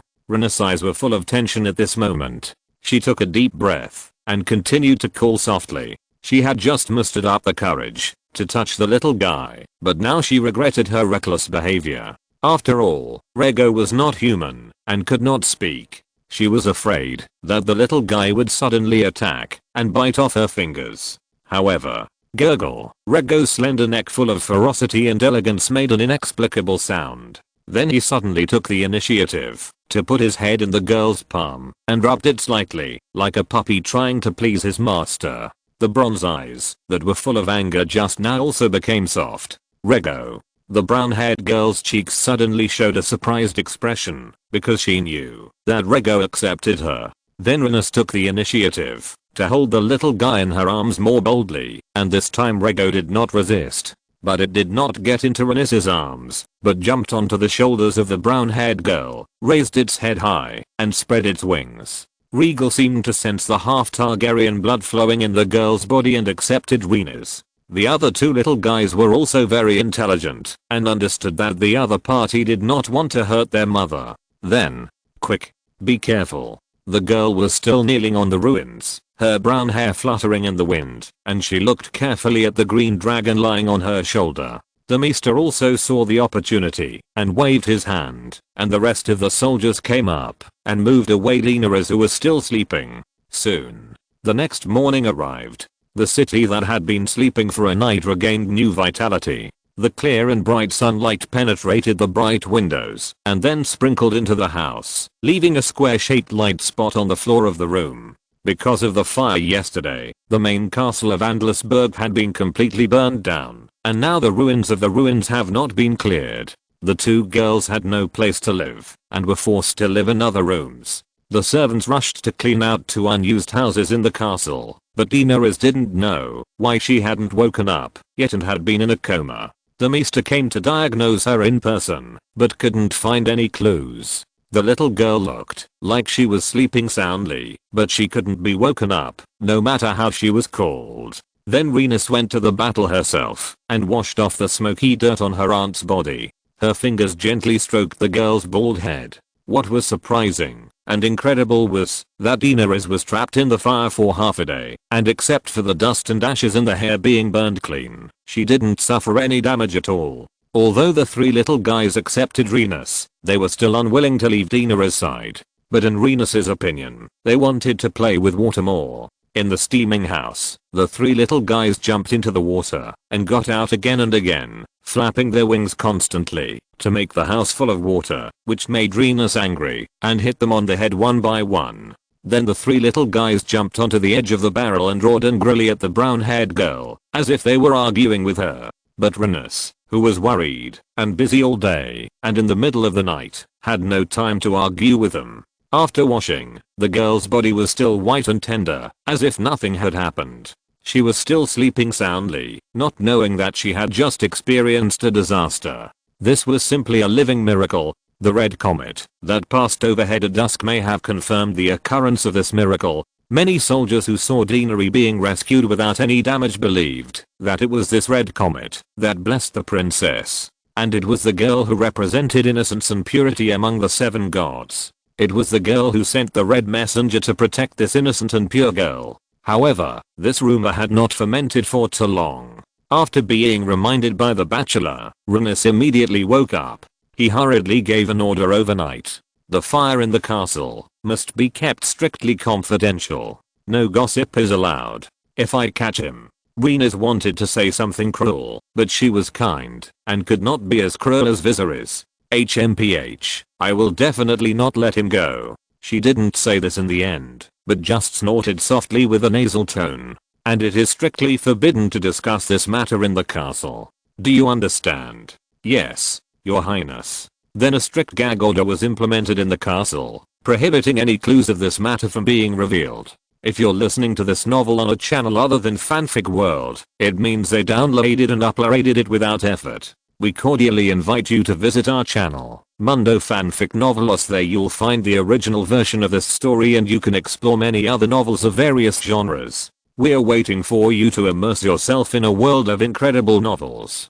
Chapter 136 Awakening. And now, the clear and bright sunlight in the early morning shone through the narrow window on the wall of the room. This eventful night finally passed. Daenerys, who had slept for a day and a night, finally woke up slowly at this moment. The girl lay on the bed, her long eyelashes trembled slightly, and then she opened her eyes slowly and confusedly. These were a pair of clear and bright purple eyes. Then the girl supported the bed with one hand and sat up from the bed. Then she felt a little pain in her head, as if it was about to split, and her throat was very dry. What's going on? Daenerys' tender face was full of confusion. She couldn't even remember what happened yesterday. Now there was only a blank in her mind. She only remembered that when she woke up yesterday, she opened her eyes and found herself in a sea of fire, with blazing fires everywhere around her. But she was not very panicked, because the scene in front of her was very similar to a dream she had once had. She dreamed of a dragon covered with milky white scales all over its body, and its horns, wing bones and crest were golden. Its eyes were like molten gold, and it opened its bloody mouth and spewed out red-orange flames, with a little light golden light in the flames. The flames burned her house and her castle, but she was unharmed in her dream. Sure enough. Is this a dream? Daenerys rubbed her temples, that seemed to be cracking. But since she was able to wake up, it proved that the sea of fire she saw when she opened her eyes yesterday was also a dream. However, the next second, the girl's little hand froze in place, because she suddenly realized that she was in a strange house at this moment. This was not the bedroom she was familiar with. Except for the bright sunshine shining in from the window, she was still familiar with all the other arrangements. She even smelled some dust in the air, as if it was a storage room that had not been lived in for a long time. At the same time, Daenerys also found that Viserion, who she usually held in her arms to sleep, had disappeared. Her dragon egg was lost. And where is it now? The girl was slightly panicked, and the fear deep in her back rose up instantly. Daenerys was very timid, but she was very fond of this dragon egg, because it represented her brother, and then she quickly lifted her quilt to look for it. But her big movement soon disturbed the girl who was sleeping soundly beside her. Daenerys then found that Rhaenys was actually sleeping behind her. When she woke up just now, she was still trapped in the dream of the fire, and her head was so painful that she didn't even notice that there was a Rhaenys with a white thigh and a quilt behind her. Dany? You woke up. Rhaenys rubbed her still sleepy eyes slightly, and then saw that Daenerys had sat up alone, and seemed to be anxiously looking for something. Then the sleepiness in her mind instantly dissipated, and she widened her beautiful eyes, and climbed out of bed in surprise. Daenerys has been in a coma since she was found and rescued yesterday. Although her breathing and heartbeat have been very stable, the Maester also believes that there is nothing wrong with the princess after diagnosis. This is indeed a miracle. As for why she can't wake up, even though there is no problem, the Maester himself is a little scratching his head and can't give an answer. But he said that if the princess doesn't wake up again, he is willing to go back to the academy in person and ask his teacher to ask the academy's great physician, Dr. Ambrose, the owner of the Silver Scepter, to travel far away in person. But now that Daenerys has woken up, Master Gunnar doesn't have to go to Westeros in person. Rhaenys was extremely surprised, and then, regardless of her poor image of being naked, she opened her arms and hugged Daenerys hard. However, Rhaenys' surprise fell into the eyes of the little girl as naked ridicule. Daenerys hasn't figured out her current situation yet, but she was slightly relieved to see Rhaenys by her side. Then she reacted instantly, and subconsciously felt that she suddenly appeared in this room after waking up. It must be that this guy Rhaenys was thinking of some bad idea to play a trick on her again. Rhaenys was not much older than Daenerys. Although she had always played a role similar to a mother or sister and raised Daenerys, Rhaenys herself was actually still a girl, innocent and naive.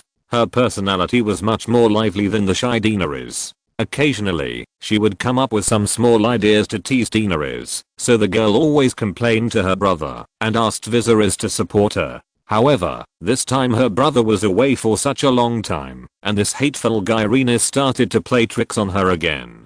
Rhaenys, where did you hide my Viserion? The girl's face flushed a little, and her usual shyness and timidity were swept away at this time.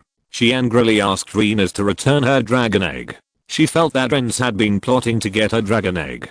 Now that she suddenly appeared here, and the dragon egg disappeared, Rhaenys must be playing a trick on her again. Rhaenys, who was pushed away by Daenerys, had tears and a runny nose on her pretty cheeks.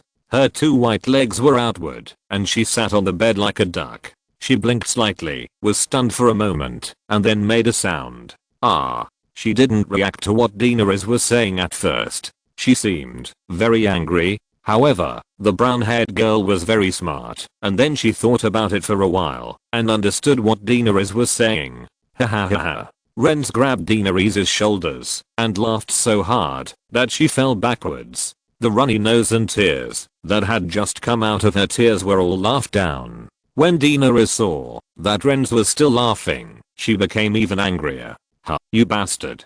I'm going to beat you up. Then the little girl pushed Renz, who was laughing so hard that her stomach hurt, down and pounced on her, wanting to fight this hateful guy to the death. Ha ha ha ha. However, Rhaenys saw that Daenerys was angry and did not resist. She immediately rolled over on the bed with laughter, twisting her body and trying her best to avoid Daenerys' deadly combo. However, the girls' fight disturbed the guests who were resting under the bed. Then, a hoarse roar suddenly sounded in the room, in the gap between the 2 girls' fights.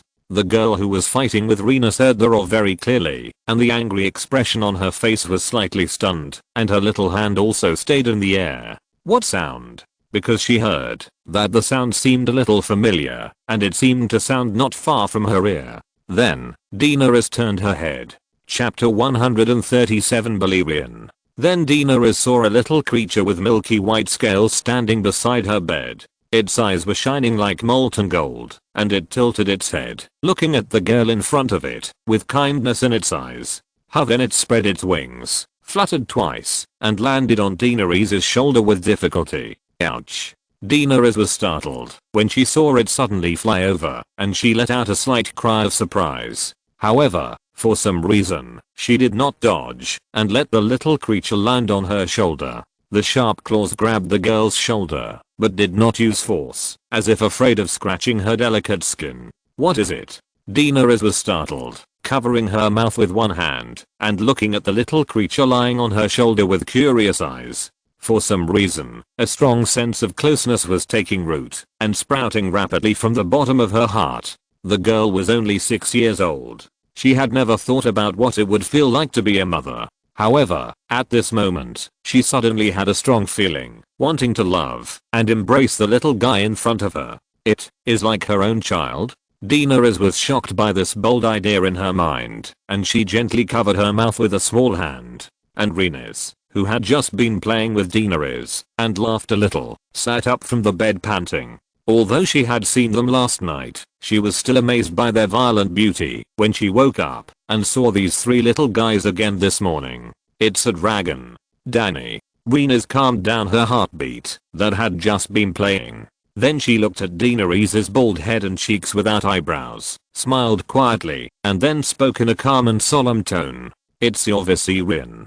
Puff. Ha ha ha. Sorry, Dany, I didn't mean it. Then Rhaenys finally couldn't hold it anymore and laughed again, holding her stomach. Bang, bang, bang. She pounded the bed for 2 people with her other hand, laughing so hard that her stomach hurt. Although she had not received strict training, she still tried hard to control herself to be serious. But Daenerys' bald head didn't even have eyebrows. It really looked like a cute meatball with a nose and eyes. In the end, she couldn't help laughing out loud. However, although Daenerys didn't know what was wrong with Rhaenys at this moment, why did she look like a crazy woman? But at this moment, she had no time to care, because all her attention fell on the first sentence Rhaenys said. It's a dragon. It's a dragon? Dragon? The girl covered her mouth, and she could see her mouth slowly opening through her fingers. At the same time, she looked at the little guy lying on her shoulder, and her pair of purple eyes were also wide open. The little guy lying on her shoulder had milky white scales all over his body, reflecting beautiful light in the sun like pieces of crystal glass. Its horns, wing bones and crest were golden. It opened its mouth and looked at Daenerys and roared softly, revealing a mouthful of sharp teeth. Perhaps because it was just born and its vocal cords were not fully developed, the roar it made was a bit unpleasant, hoarse and obscure, like the sound of a snake. However, although Viserion was roaring, he did express his deep kindness to Daenerys, and the figure of the girl was reflected in his pair of golden eyes. The main castle of Andlesburg was used as the royal bedroom. The bedrooms of Viserys, Rhaenys and Daenerys, the Targaryen members, were all here. Because of the long expedition, Viserys naturally did not bring his black dragon egg with him, but placed it in a box in his room. Rhaenys had given up hatching eggs early because Viserys said that these dragon eggs appeared in ancient times and it had been unknown how many years and they had long become fossils, so it might not be possible to hatch dragons. After trying a few times, Rhaenys gave up and threw the dragon egg to the little black cat to play with, and then she didn't care about it anymore. Only Daenerys refused to give up and worked hard to hatch her own dragon egg. Therefore, all 3 dragon eggs were stored in the main castle of Andalusburg, and then they were all hatched in this fire. Because the first person they saw when they were born was Daenerys, and because her pure Targaryen blood naturally made the dragons feel close, they regarded Daenerys as their mother. However, Rhaenys also has Targaryen blood and has been recognized by the green dragon Regal. However, among the hatched dragons, there are not only the green dragon Regal and the white dragon Viserion, but also the black dragon egg that has attracted much attention since the dragon egg period and belongs to Viserys. It was named Balerion by Viserys, which means Black Death, which also means that the god in the Valyrian civilization and the cat. At this moment, Balerion was lying on top of the cabinet by the wall. He disdained to please anyone. His scalded eyes coldly watched the 2 girls who were just playing below, as well as his 2 brothers. Then he opened his mouth and let out a dull and terrifying roar. Roar. The roar of the black dragon sounded. Crash. The 2 young dragons immediately bent down in fear, and their whole bodies were even trembling slightly. They looked very scared, as if they were expressing their submission. Balerion's body was covered with thick black scales, and in the gaps between the scales, it was like lava flowing, emitting a red light, flashing with its heavy breathing. Its dragon horns, wing bones and crest were all golden, and its body was covered with a kind of complicated golden charms. It was also just hatched from a dragon egg, but now the black dragon's body is more than 3 times larger than its 2 brothers, and has reached the size of a lamb. How did it get so big? When Rhaenys saw the black dragon lying on top of the cabinet, her eyes widened slightly, and her eyes were full of disbelief. When it was just hatched yesterday, Balerion was indeed much bigger than the other 2, but they were still as big as a puppy. However, Balerion has expanded to this size, as if he had been blown up by a balloon after not seeing him for a night. How could Rhaenys not be shocked? Regal. Then the brown-haired girl looked down at the green dragon Regal who had just stumbled and fluttered into her arms. Although Regal seemed to have grown a little bit, he was only a little bigger than a puppy. What is going on? To be honest, I was a little shocked. This author's remarks were written at 23:59, just after revising the content to be published tomorrow, but at this point, the performance of this book is almost breaking the first order. My god, I never thought that there would be such a good result, and the subscription ratio is so high. Thank you very much for your support. I will try my best to update 3 times a day in the future, but I can't guarantee that I can stick to it, because I still have my job to do. I will try my best. If I can't stick to it, I hope my friends will be gentle with me. Chapter 138 Legion. However, Rhaenys' question was soon answered. The maid in charge of the kitchen hurried over and told the princess, who was now in charge of all the affairs in the castle, that the kitchen had been robbed last night. Moreover, the thief seemed to be very hungry and stole a lot of things stored in the kitchen, and he had no taboos on meat, raw and cold. While the maid was saying these words, the black dragon, who was still lying on the top of the cabinet with a proud look, turned his head for some reason. Then the hideous head drilled under her wings and rubbed it slightly, as if scratching an itch, and then pulled the head out again, without a sound. The 2 princesses had already put on their clothes at this moment, and Daenerys finally found that her hair and eyebrows were burned off, and she immediately felt socially dead and unacceptable. Although the girl was still young, she still had a sense of beauty and ugliness, and strongly expressed that she would lock herself in the house during this period of time, and wait until her hair and eyebrows grew out, before coming out again. Now Daenerys was wearing a wide-brimmed hat with a circle of white gauze around it. From the inside, you could see outside, but from the outside, it was difficult to see her facial features clearly. The 2 girls were sitting on the bed listening to the nervous report of the maid in charge of the kitchen, and then looked at each other. This Because of the fire yesterday, everyone's nerves were still tense at the moment, afraid of another accident. So they hurried over to report to Her Royal Highness the Princess. Just looking at this terrifying amount of food, if such a vicious thief really came into the castle and hid somewhere, it would probably cause serious consequences. Thief. Stealing food. Eat raw or cold? After listening to the maid's report, the two princesses looked at each other, and then looked up at Balerion lying on the top of the cabinet. The black dragon's expression seemed a little unnatural, as if he could understand what people said, and then adjusted his lying position, looking up at the ceiling in a daze. There was a slight silence in the room for a long time. No wonder my brother's dragon has grown so big. Daenerys blinked at Balerion, and finally sighed in a low voice. So he went to steal food. Balerion was more than 3 times bigger than Viserion and Regal. This exaggerated size made the other two dragons tremble in front of this big brother. They didn't even dare to look directly into his scholar eyes, let alone lie beside him, or play with Balerion. But, even if he stole food, he shouldn't have grown so big, right? When Rhaenys heard Daenerys' low sigh, she couldn't help but speak. Then she looked down at her Regal, who was like a malnourished puppy, always feeling a little wronged. The gap is too big. Didn't Regal eat enough yesterday? Yesterday, the 3 dragons were just hatched, and Rhaenys asked the kitchen to prepare a lot of beef and mutton for them, fearing that they would not be full. Although these little guys were just born, their appetite and teeth were surprisingly good. However, due to their physique, they didn't have such a big stomach, even if they wanted to eat. Finally, when the 2 girls were resting, the 3 young dragons also fell asleep under the bed. However, later, they didn't expect that Balerion opened the door quietly in the middle of the night and ran out to eat secretly and did not take his 2 little brothers with him. Although the suspected culprit was right in front of them, Rhaenys was still cautious about accidents. She ordered a simple inspection of the entire castle and told the maid that the door of the kitchen would not be closed at night. She was afraid that Balerion would not be able to open the door and demolish the house again. Although a fire brought disaster, it also had blessings and disasters.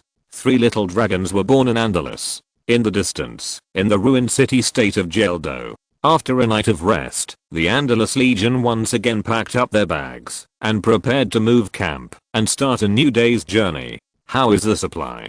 Now, the Legion's affairs officers were holding paper and pen and writing down something, while the soldiers in charge of various tasks below were reporting in a flurry. Where are the people who went to collect supplies? There was a noisy voice in the tent, just like a market in a town. The Andalus Legion is actually a little different from the armies of other city-states or nobles. Although there are only some insignificant differences in details, and generally no changes can be seen, many special ideas have been silently integrated. First of all, there are many officers in the Legion, who are classified into different categories. The management method is very detailed and not bloated. The soldiers are promoted no longer out of reach with a large number of positions and levels, so they are more courageous to fight. Secondly, the division of responsibilities is more perfect, and the conflicting authority and areas are minimized to prevent mutual buck passing. Those who are responsible for equipment are responsible for logistics equipment, and those who are responsible for food and grass are responsible for food. No matter which link has a problem, they can directly find the person in charge of this work. This is the impact brought by Viserys. For example, in the last battle, there were very serious problems in the arrangement of the Chevorgsty fries, which allowed the Dothraki to easily break through the Chevorgsty fries with ropes and directly rush into the front line, causing serious casualties among the Legion soldiers. Finally, after the battle, Viserys had been fighting all day last night, and he still worked late at night to handle military affairs, and found the reason for the problem in this link. It turned out that his messenger did not fully repeat the order he said, and did not tell the officers and soldiers who arranged the Chevorgsty fries in front to bury the Chevorgsty fries underground to prevent them from being directly dragged away with ropes. The inability of the messenger to accurately repeat the commander's order is naturally a taboo in the Legion, and it has caused serious losses on the battlefield. Therefore, even if Viserys is reluctant to part with the smart and sensible guard who usually follows him, he cannot show mercy at this time. Then Viserys ordered the execution of the other party, and the execution was made in front of the entire army, warning everyone not to neglect the war. Although Viserys is not good at training soldiers, this job has always been done by a baron. However, his way of managing the army was very orderly, which greatly improved the efficiency of the entire legion. The combination of the two could create a powerful legion. Afterwards, the entire Andalus Legion saved the most time under this efficient operation mode, quickly packed up their bags, and dismantled the original camp. Then, following the direction of their king's sword, they headed straight for the direction where the red comet fell. Chapter 139 Falling Starland. The red comet that fell last night was not far from the battlefield of Gordo and the station of the Andalus Legion. Therefore, it looked like it hit the top of their heads, and the Legion was also affected by the terrifying aftermath of the red comet's fall and explosion. Although the impact was not great, only a few unlucky people were injured and one was seriously injured. Most of the other soldiers were unscathed like Viserys, but some were covered in dust and looked a little embarrassed. Afterwards, after half a day's trek, the Andalus Legion crossed the fork where the Upper Rhine River and the Little Rhine River meet, and came to the plain east of the Upper Rhine River. In the distance, you can vaguely see the undulating mountains and peaks. There is one of the few giant mountain ranges on the continent of Essos, covering an extremely vast area, called the Norvus Mountains. Norvus, one of the 9 free trade cities, is hidden in this endless mountain range. Winding roads shuttle through the mountains and lead to the misty distance. Because of the special terrain, this is also the place where robbers, bandits and various green forest brotherhoods are most rampant on the Essos continent.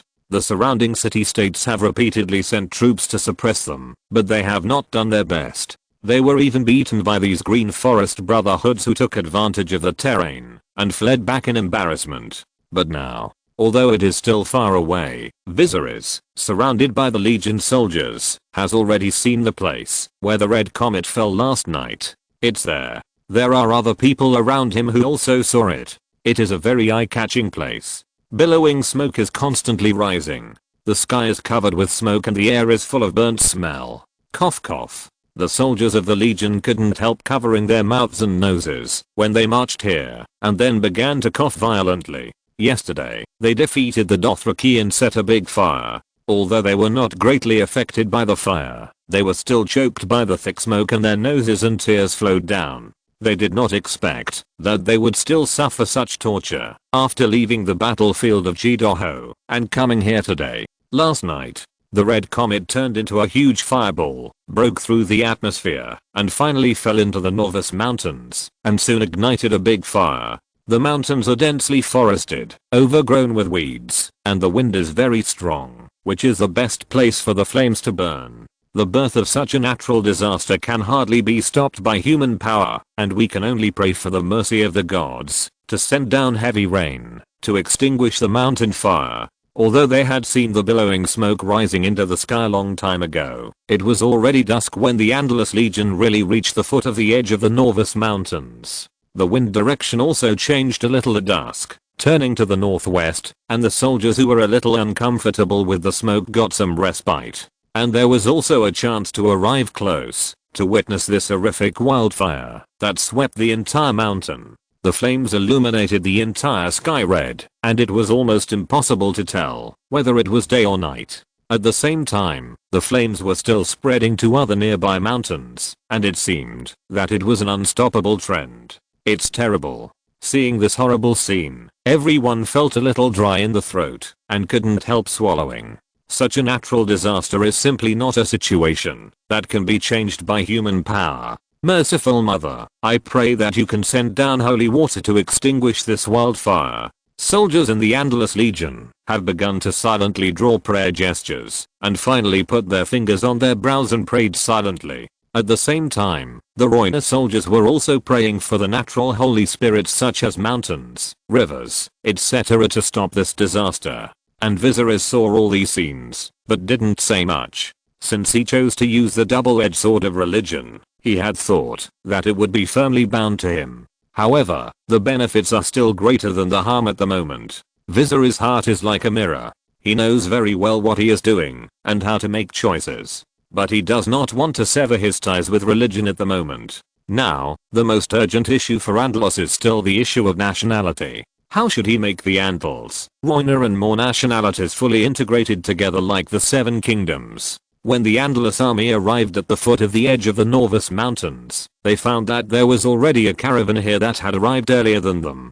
Seeing the endless army rushing here from the end of the road from a distance, everyone in the caravan seemed very nervous. The leader of the caravan looked a little pale, and the guards with a strong smell of blood on their bodies nervously drew their swords. But they were quickly rebuked by the leader of the caravan. Now facing the regular army head on, and wanting to resist, was simply a suicidal act. However, they usually walked on the trade road from Pentus to Novus. I don't know where this army is from, and why did it suddenly appear here? Novus? Or is it the army of Pentus?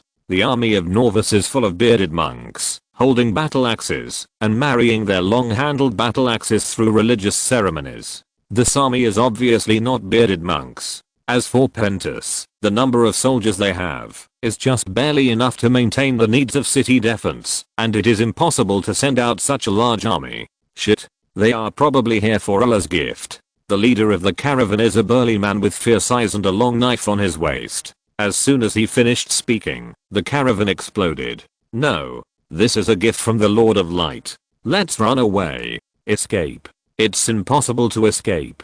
While they were arguing, two cavalrymen had already cruised out from both sides of the legion in front. It seemed that they had discovered them, and were gradually outflanking them. They definitely couldn't escape, unless they were driven up the mountain, and dived into the sea of fire. All the people in this caravan are fanatical followers of Allah, the Lord of Light. They saw this red comet last night and thought it was the sword that cuts through the long night, a gift from the Lord of Light. Because among the followers of the Lord of Light, almost every believer knows the prophecy that a hero will pull out a flaming sword from the flames, that is, the light messenger. This prophecy has been passed on for an unknown period of time, but the long night has not come yet, but there are a lot of light messengers. Because the trick of the flaming sword is not very difficult. However, this time the leader of the caravan is very serious. Chapter 140 Robber. Because even if he used his toes to think, he would know that this thing that fell from the sky was of great value. It is said that there is a city called Starfall on the other side of the narrow sea in Westeros, which was named after a meteor that fell from the sky. At the same time, the meteorite from the falling meteor was made into a weapon that was no less powerful than Valyrian steel, the sword Dawn. Faced with the huge benefits that almost made people dare to be cut into pieces, the leader of the caravan was unwilling to give up easily, and since he couldn't escape, the man breathed a little heavily, and then licked his cracked lips slightly. Not long after, Andalus's army finally arrived in front of these caravans. The light cavalry had already surrounded them. Be honest. The guards of the caravan were driven together by the cavalry with spears like driving rabbits. Viserys sat on horseback wearing simple clothes, a golden crown on his head, holding the reins with one hand, looking at the caravan that was surrounded not far away, narrowing his eyes slightly, and just about to speak. At this time, respected Targaryen, His Majesty the Great King of the Seven Kingdoms, a man in the caravan, who was dressed more gorgeously than Viserys, with big shoulders and waist, and who seemed to be the leader of the caravan, took the initiative to greet him. He saw the flag of the Andalus Legion and the three-headed dragon emblem on Viserys' chest. Although the glorious victory of the Andalus Legion in the Battle of Gordohol, which defeated Khal Drogo head-on, had not yet been spread. However, the names of Andalus and Viserys had naturally spread in this area a long time ago. The young king was now surrounded by countless knights and warriors like a moon surrounded by stars, and he could naturally recognize him at a glance. Because they had just experienced a great war, every soldier of Andalus had a strong smell of blood and fierceness on their bodies, and even their eyes were different from those of ordinary people. Many of the guards of the caravan looked fierce, but they were frightened when they looked into the cold eyes of these soldiers. Then they lowered their heads quickly, as obedient as a little rabbit. We are a legitimate caravan protected by Novus. What do you want from us? The leader of the caravan came to Viserys' mount, then bowed slightly, speaking neither servilely nor arrogantly with his head held high. A caravan protected by Novus. So powerful? Viserys reined in his warhorse, and the horse's hoof stopped right in front of him. Then, without saying a word, he looked at the caravan leader who looked full of confidence for a long time. The Prince of Dawn was also looking up and down at this uninvited guest, and then seemed to have discovered something, and then whispered a few words in Vizir's ear. HMM. Viserys turned his head to look at Oberyn, then looked away. The leader of the caravan standing in front of Viserys' horse looked calm on the surface, but he was very nervous at the moment. Then he heard the calm voice of the young king from above. Take them all down. With Viserys' order. Crash. The Andalus warriors on both sides, who had just experienced a big battle, heard Viserys suddenly order to arrest people without any warning, and without hesitation, they rushed forward like hungry wolves, and wanted to control all the people in the caravan. The smart ones threw their weapons to the ground. Clang clang clang. There was no resistance at all, and they raised their hands high, and then they were roughly tied up by the soldiers who rushed over and knelt on the ground with their heads pressed. As for those who were slow to react, did not throw their weapons quickly enough, or the fanatical ruler believers wanted to resist stubbornly, they were killed on the spot by the Andalus soldiers. Puff, puff, puff, the sharp blade cut into the neck without any pause, and the heads rolled to the ground. The sudden change caught many people off guard. You bunch of robbers. The Lord of Light will punish you damn heretics with divine punishment. And one of the ruler believers who disguised as a caravan guard simply stopped hiding it. He just resisted and stabbed a soldier's arm, but then he was stabbed into a blood gourd. Knowing that he must not survive, he finally let out a desperate roar. Puff. Then he was chopped off his head by an Andalus soldier from behind. And those ruler believers who gave up resistance and were directly captured turned pale when they heard his last desperate roar. The leader of this group of people, who was also a man disguised as the leader of the caravan, was also the first to be captured.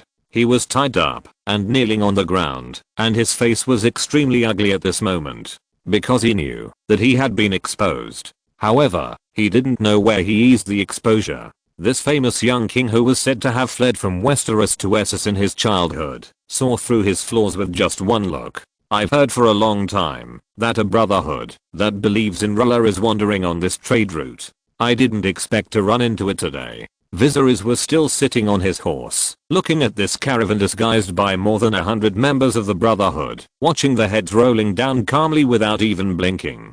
In fact, Viserys didn't see any clues. However, Oberyn had traveled in Essos as a mercenary, and he had already figured out all kinds of low-level methods. He seemed to have seen something wrong, and then reminded Viserys in a low voice. But in fact, even without Oberyn's reminder, Viserys would not let these people leave easily. Because although the mountain fire is still burning on the mountain now, and there is a trend of rapid spread, the fire in the center of the falling starland, Viserys estimated that it should not be big after watching it from the bottom of the mountain. The biggest obstacle is that the white smoke that keeps coming out will make people suffocate, but these can still be overcome. What Viserys is most worried about is that the secret of the red comet will be discovered by someone first. If the complete scene of the falling star can be preserved, it will be very important for him to find out whether the nature of the red comet is closely related to magic. Your Majesty, it's unfair. We are a legal caravan, not a member of the Brotherhood. The leader of the Brotherhood wanted to make a final quibble. However, Viserys waved his hand. He didn't have time to pay attention to the nonsense of a small person. Even if it was really a caravan protected by Norvus, he would have robbed it today and directly asked his soldiers to search.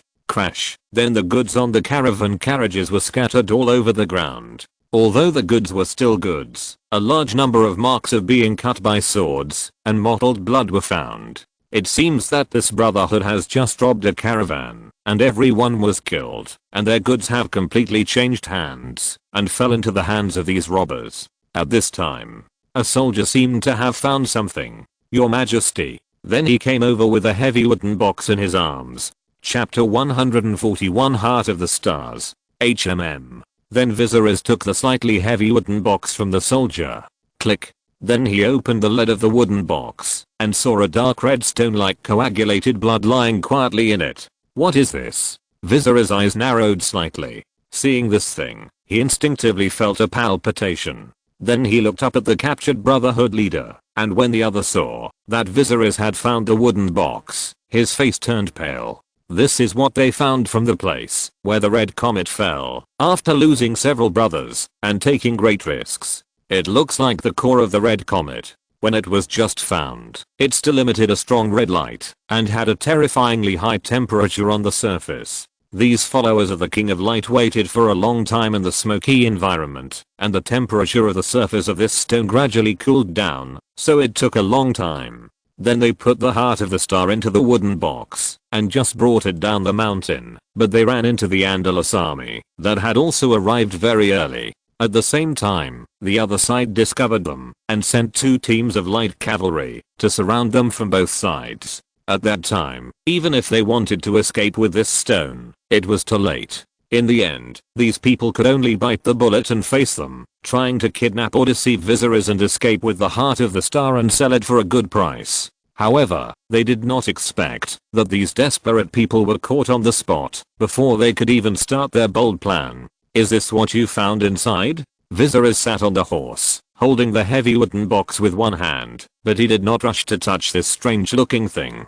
Then he turned around and asked the leader of the Brotherhood, who was tied up and kneeling on the ground. "Yes, your majesty." At this moment, the bandit leader no longer wanted to save this treasure. He just wanted to live. He kowtowed and said, hoping that Viserys would spare his life. But Viserys just narrowed his eyes and did not rush to agree to their request.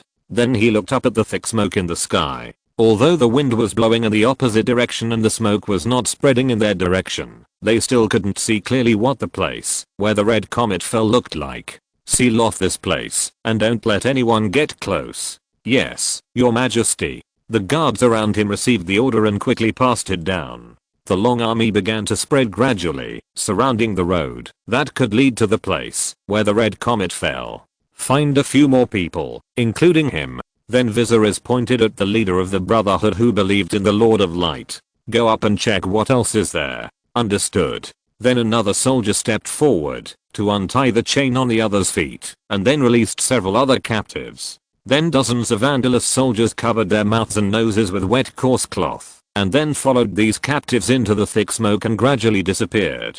The wildfire could not be extinguished in a day or two, and he could not wait here until the wildfire was extinguished. Viserys sat on his horse and looked at the gloomy sky above his head. The sunset in the distance was gradually approaching the horizon. Night was coming soon, and this was not a place to stay for long. If the wind direction changed, the Andalus Legion at the foot of the mountain would be in danger. The breeze in the evening was cool. Viserys ordered the army to retreat, leaving only dozens of cavalrymen to follow him and wait quietly. Then, Viserys looked at the dark red stone in the wooden box again, and then reached out to take it out of the box. This stone has a cold touch. When Viserys just touched it, he felt his body shiver slightly. "So cold?" The young king's face was full of surprise. He didn't expect that this stone, that looked extremely red on the surface, would be extremely cold to touch. "Is this the core of the red comet?"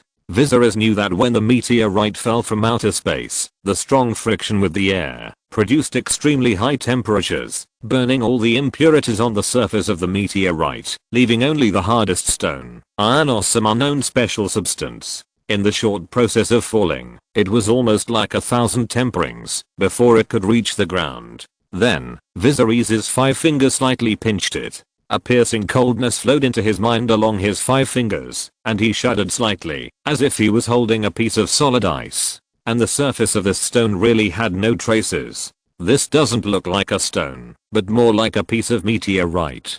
Come and take a look." Then Viserys took a few more glances and handed the star heart of the red comet to a Barin, who was sitting on horseback beside him. Prince Dawn was knowledgeable, and it was he who saw that these people disguised as caravans were not good people, so he reminded Viserys to take them down. A Barin did not refuse. He took the stone from Viserys' hand and shuddered slightly. "This thing is so cold." Then he weighed it with his hand. Yes, the weight and touch do not look like a piece of stone, but a piece of meteorite. Then a Barin raised his head, looked at the young king wearing a crown, and spoke. "The Dane family of Starfall is one of the oldest families in Westeros, and can even be traced back to the Dawn Age 10,000 years ago. Legend has it that the first Dane followed a fallen star and came to an island where the rushing river flows into the sea. There he found a magical star heart and built a castle, which is now Starfall. And the Dane family's heirloom weapon, Dawn, is said to be forged from this star heart. Congratulations, Viserys. Oberyn pulled the reins and returned the star heart to Viserys. You may soon have a weapon that is as strong as Valyrian steel. Really? Viserys took the heart of the star, but his expression did not show much surprise. It's just, looking at this weight, it can only be made into a long sword at best. The heart of the star of the red comet is not very large. Perhaps after melting it, it can only be made into a long sword, or even a big sword. At this moment, there was a noisy sound in the distance, and it seemed that a group of troops were rushing over on the horizon. However, they had already seen that the Andalus Legion was stationed here, and then they stopped cautiously. Chapter 142 Return. Are there more people? It's really lively here. Viserys saw the movement in the distance, then put the star heart back into the wooden box, and handed it to the guard beside him. At this time, the army stayed here, and the soldiers responsible for scouting and guarding the surrounding situation also rode back on fast horses to report the news. Your Majesty, it's the bearded monks of Norvus. It turned out that the movement caused by the falling star last night was too big. Not only the Andalus army was nearby, but many people also noticed it. Even the defeated Dothraki also gathered together. Jakoko, a former leader of the Caste of Khal Drogo, defeated the rest of the KO and became the new Khal, integrating the remnants of Khal Drogo. He first appointed his blood guards and then saw the red comet in the sky. In order to gather people's hearts, Khal Jakko rolled his eyes slightly and then called the red comet passing through the sky Silikquair and Dothraki, which means the weeping blood star. It symbolized that the great Khal Drogo had come to heaven in flames and was riding on a group of flaming horses in the sky, and they would eventually avenge Khal Drogo. Then Khal Jakko pointed to the weeping blood star in the sky and swore that one day he would kill those cowards wearing iron sheets and burn their stone houses, and then the weeping blood star fell from the sky. In addition to the Andalus Legion that had just won, and the defeated Dothraki, in the distant Norvus, there was also a high monk living on the Sinner's Stairs. He predicted that a star was about to fall that night, and it was the Karma star. If it was not stopped, it would bring a terrible disaster to Norvus.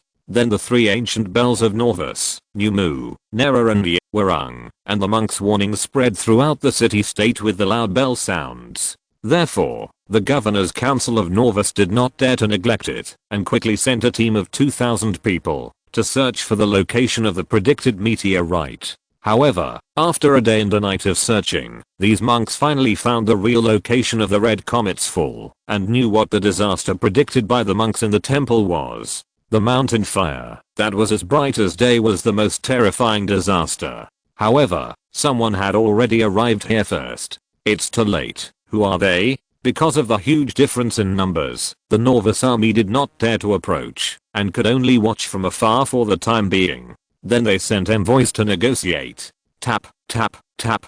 A Norvus monk with a bald head, a long beard, and a long axe in his hand rode in front of Viserys. Then he dismounted, put his weapon aside, clasped his hands together and bowed slightly. Respected Master Andalus. Then the messenger made it clear why they came, indicating that they had no hostility. They just wanted to explore the location where the comet fell and put out the wildfire, hoping that the Andalus Legion could help them. They were willing to pay a considerable reward to the Master of Andalus. Norvus is located in the mountains. If the wildfire cannot be controlled, and there is no rain during this period, it is likely to lead to irreversible consequences. Viserys did not hesitate for too long after hearing the request of the Norvus messenger, and then nodded and agreed, asking the soldiers to help them put out the fire. After all, this is a natural disaster, and if the fire continues to spread, it will not be good for Andalus, which is in the downwind. Then a massive firefighting operation was launched, and the soldiers who went into the mountains to explore soon returned, without any casualties, but all the captives brought in seemed to have disappeared. The soldiers reported to Viserys that the place where the red comet fell was a huge deep pit, but there were only some ruins and charred trees inside the pit, and there was nothing else of value. The captives who had been unshackled took the opportunity to start a riot and wanted to seize weapons with ropes in their hands, but they were discovered by the alert soldiers. After all, the soldiers who followed into the mountain were the smarter ones in the army. Then the captives were hacked to death by the soldiers, and the leader of the Brotherhood was pierced through the chest by a sword and fell into a sea of fire at the bottom of a high slope. He must have died thoroughly. The soldiers did not dare to chase them down, and then took advantage of the wind direction and the smoke was not too big, and then returned to the bottom of the mountain along the original route.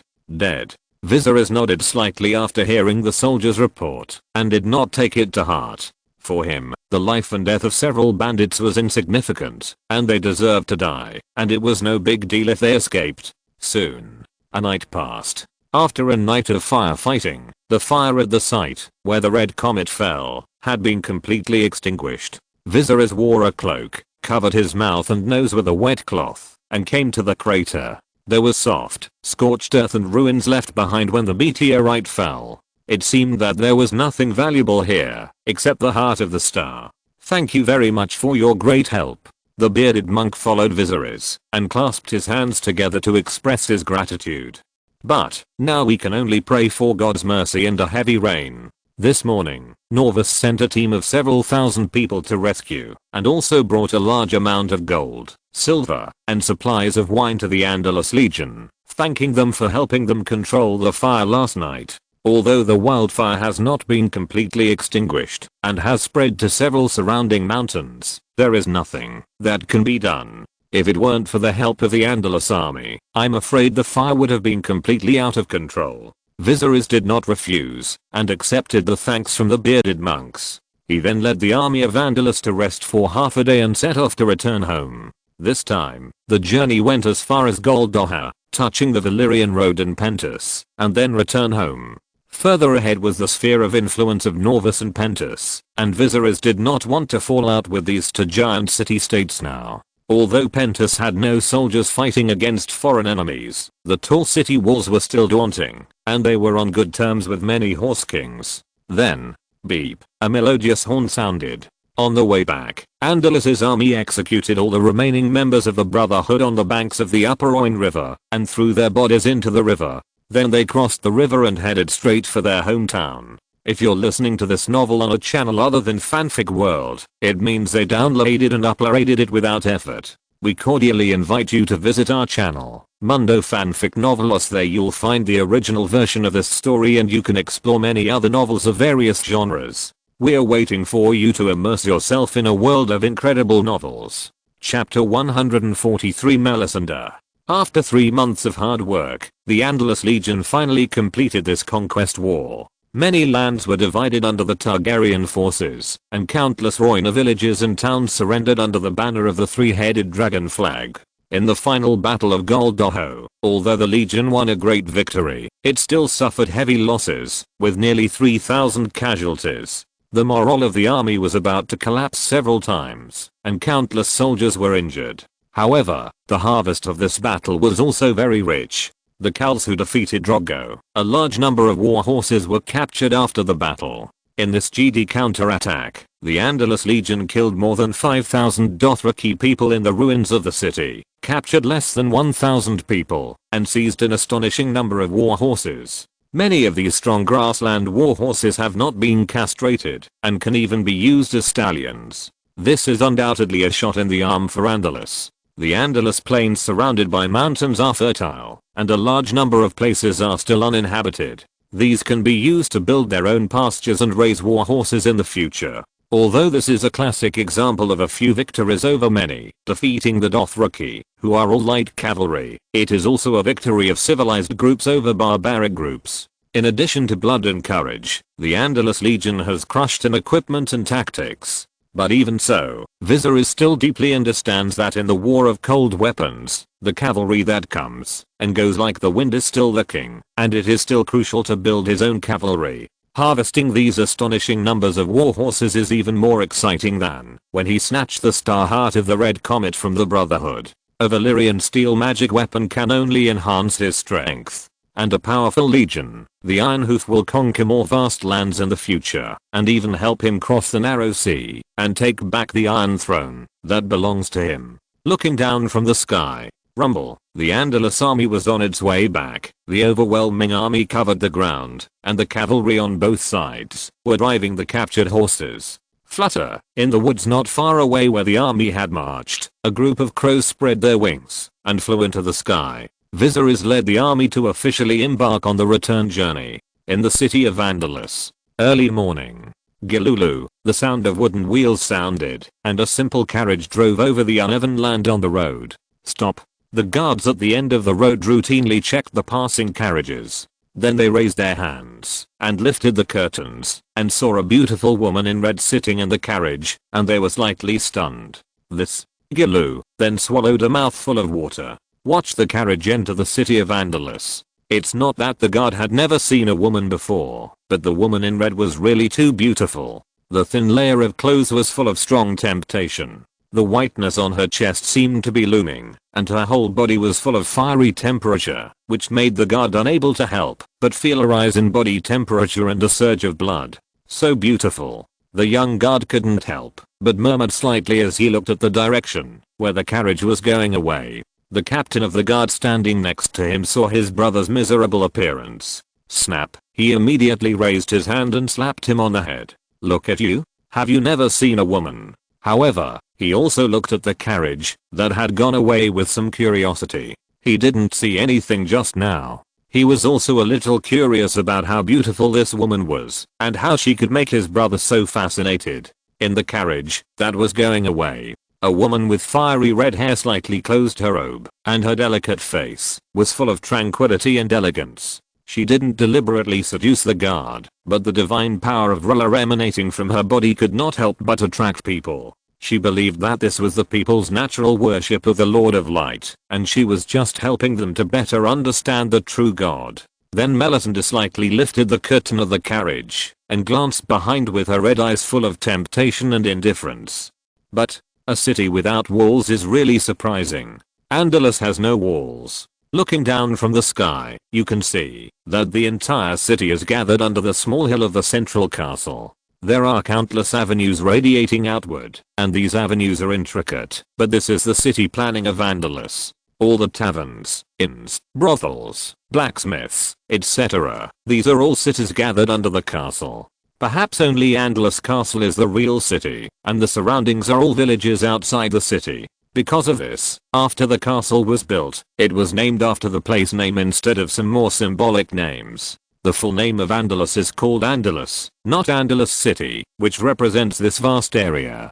Viserys Targaryen III, the son of Mad King Aerys II Targaryen and R'hllor Targaryen. He is said to be only a teenager now. However, when he was still a child, he went on a mission to Bravos alone, and with the help of Bravos and the Martell family, he created such a city. The curtains of the carriage were lowered again, blocking the light, and the carriage fell into darkness again. In this darkness, Melisandre's eyes flashed with curiosity. 6 years ago, it was really a miracle that an 8-year-old child could have the courage and do these things. Viserys had secretly gone on a mission to Bravos, and the alliance with the Martell family had always been highly confidential. Although it was a well-known fact that a Baron had been staying in Andalus, on the surface, the Martell family had severed ties with a Baron, and a Baron had not returned to Dorne for many years. No one knew how Melisandre knew these secrets. One country, one god, one king. The red-robed woman whispered softly, accompanied by the sound of wheels outside the curtain.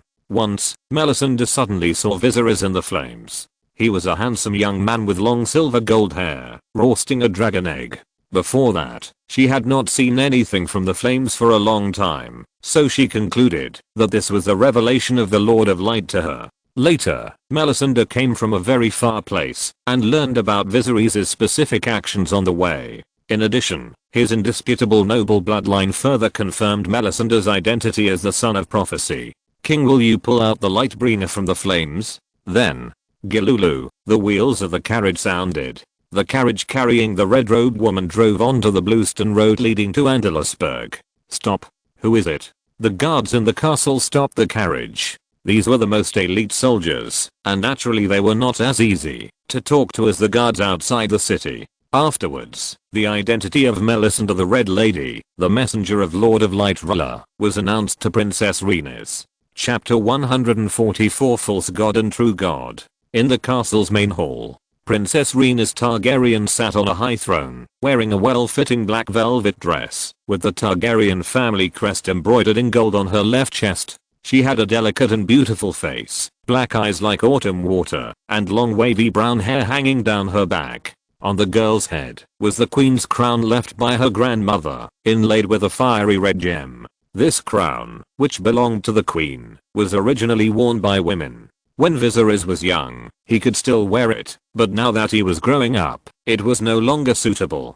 So Viserys left the crown in the castle, and melted some gold to recast a crown of his own. Now, Rhaenys sat on the throne in the main hall, holding the armrests of the throne with both hands, looking down at the red-robed witch who was kneeling on the ground below, and then slowly stood up, and then spoke. "Your name is Melisandre?" The girl's clear voice echoed in the empty hall. Just as Her Royal Highness the Princess said.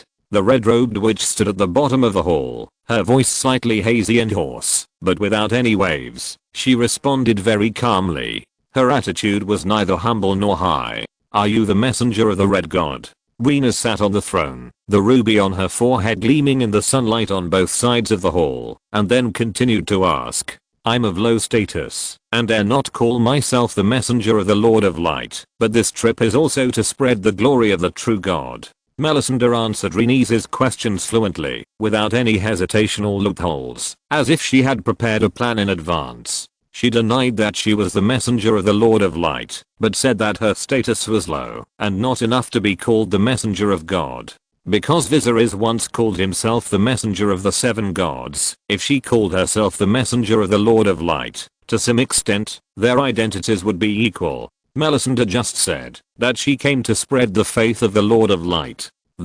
Hearing the other party's answer, Rhaenys frowned slightly. In fact, there are many believers in the Lord of Light on the continent of Essos, and red monks can often be seen in various cities. They travel around to spread the faith of the Lord of Light, build red temples, buy slave children, or adopt abandoned orphans to become their monks, temple prostitutes or warriors. They have been relatively restrained and tolerant for hundreds of years, and rarely have conflicts with local sects. Therefore, many places on the continent of Essos can tolerate the preaching of red monks. Even in Westeros, there is a small red temple in the old town, the base camp of the seven gods. And Ren's also saw the red monks preaching in Andalus, but there is no red temple here for the time being. Melisandre, don't you know that my uncle is the messenger of the seven gods? Ren's frowned for a long time, and then asked again. She didn't joke this time, and her delicate little face was serious, because she always felt some inexplicable pressure when facing this red witch. And this matter is also very serious. The glory of false gods cannot be compared with that of true gods. Melisandre answered Rhaenys' question without hesitation. How bold. The guards standing on both sides of the hall were the Andal warriors who followed Viserys the earliest. They were naturally furious when they heard that the Red Witch dared to speak here and insult the seven gods as false gods. Her teacher, Maester Gunnar, who was sitting next to Rhaenys, also frowned and then turned his head to look at the girl sitting on the throne. He felt that this was a very rude behavior. Rhaenys should punish this woman on behalf of Viserys, drag her out and whip her, and then drive her out of Andalus.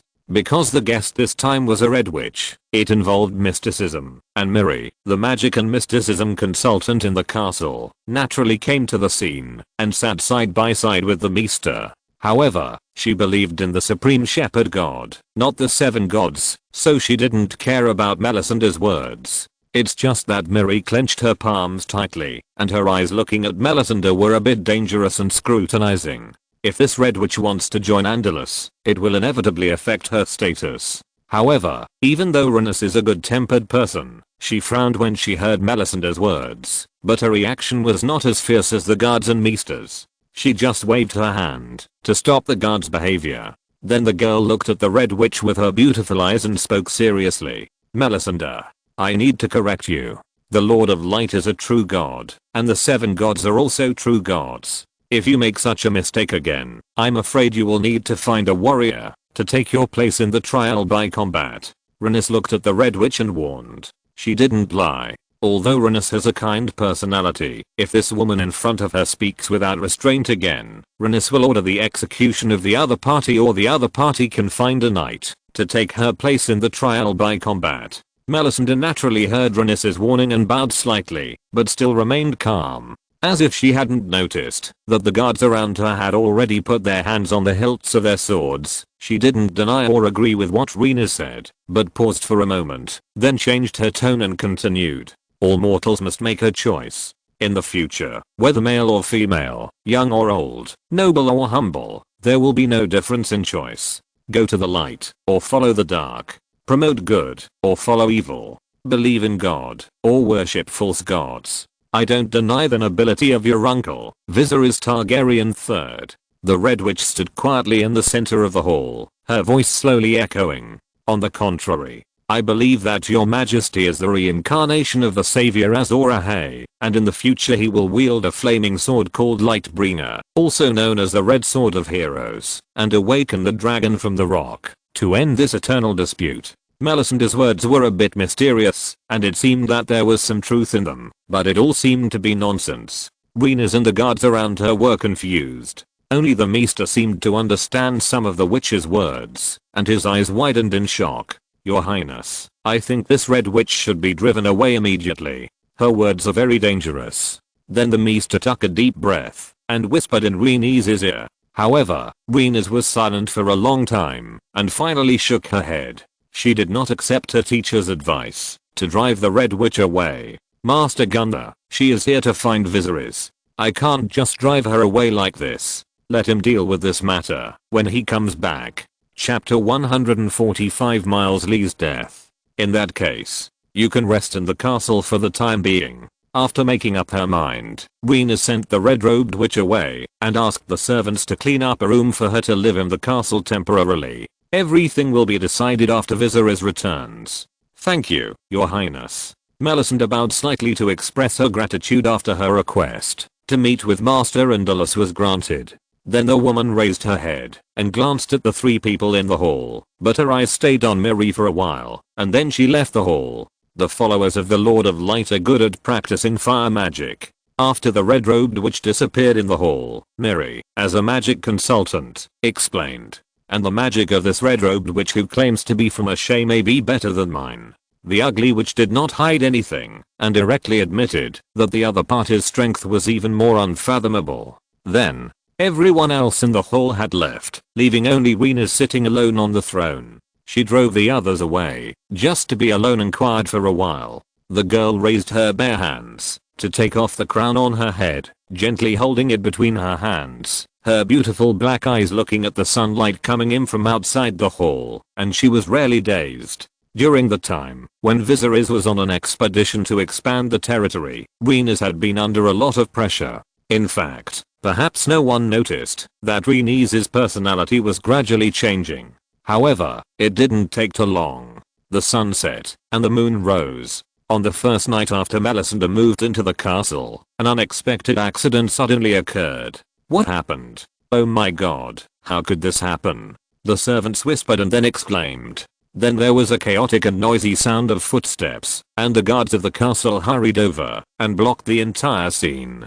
Quick, check this side again. And Rhaenys, who had just fallen asleep not too long ago, also came to the scene surrounded by soldiers. This is the room for the three young dragons. Because they were too noisy, and it was hard to sleep with them at night, Rhaenys found a new room for the three young dragons to live in. However, an accident happened that night. When the patrolling guards walked outside the room, they found her charred body lying there. Black smoke was still coming out of her body, and her body had been burned to a crisp. After an inspection, the identity of the body was finally confirmed. It was Miri Mazdur, the magic consultant of the castle, and she was suspected to have been burned to death by the dragon flame of the black dragon Balerion. However, this was just people's speculation. After all, Balerion could not speak, so he naturally could not explain anything. However, even if it was a guess, the guards in the castle looked at the black dragon, which had grown a little bigger, with vigilance and fear in their eyes. They were afraid that this guy would suddenly rise up again and hurt the people around him. Although it was a dragon, it was not human after all, and there was no way to measure its thoughts with human common sense. Balerion burned Miri to death. Rhaenys came to the scene surrounded by soldiers. When she learned what happened, she looked at Balerion surrounded by soldiers in the center with an incredible look. The girl was wearing a velvet cloak at the moment, and she hurried over without even having time to comb her hair. This is impossible. Then she whispered in disbelief. Nothing is impossible in this world, Your Highness. Mr. Gunda also hurried over from the Mr. Tower. He also heard the news. The young dragon actually burned a person to death. The Mr. didn't believe it at first. How could such a small dragon, that couldn't even fly properly, master the jet of dragon flames? However, when he hurriedly came closer, he found that all this was true, and the person who was burned to death was an old acquaintance of his. Miri has been a magic consultant in Andalus for 5 or 6 years. Like the Mr., she is a veteran of Andalus. The two of them naturally meet each other every day. Dragons are not human after all. It may just think of Miri as a piece of food. Mr. Gunda came to the scene and looked at Miri's charred body with a sad voice. Beside him, there was the cry of a child. Miri's son also came to the scene and cried loudly when he saw his mother's charred body. The scene was suddenly noisy and chaotic. How could this happen? Renus also felt a headache and didn't know how to deal with it. She didn't want to believe that it was really Balerion who burned Miri to death, because she had seen them hatch with her own eyes. They were like 3 children who were not familiar with the world, and there was enough food. How could he burn Miri to death for no reason? However, whether she was willing to believe it or not, the facts were in front of her. Balerion might have really burned the other party to death. But, at this time, the Mr. standing aside suddenly spoke. Your Highness, where did the red-robed witch who came to the castle during the day go? Renus, who was upset and didn't know what to do, suddenly heard her teacher's words and was slightly stunned. Master Gunda, what do you want to do with her? In Renus's opinion, these two things are completely unrelated. However, the Maester shook his head after hearing Renus's words and reminded her. Your Highness, do you remember what Miri said this morning? The followers of the Lord of Light are proficient in fire magic. And that Lady Melisande, her witchcraft is even better than Miri's.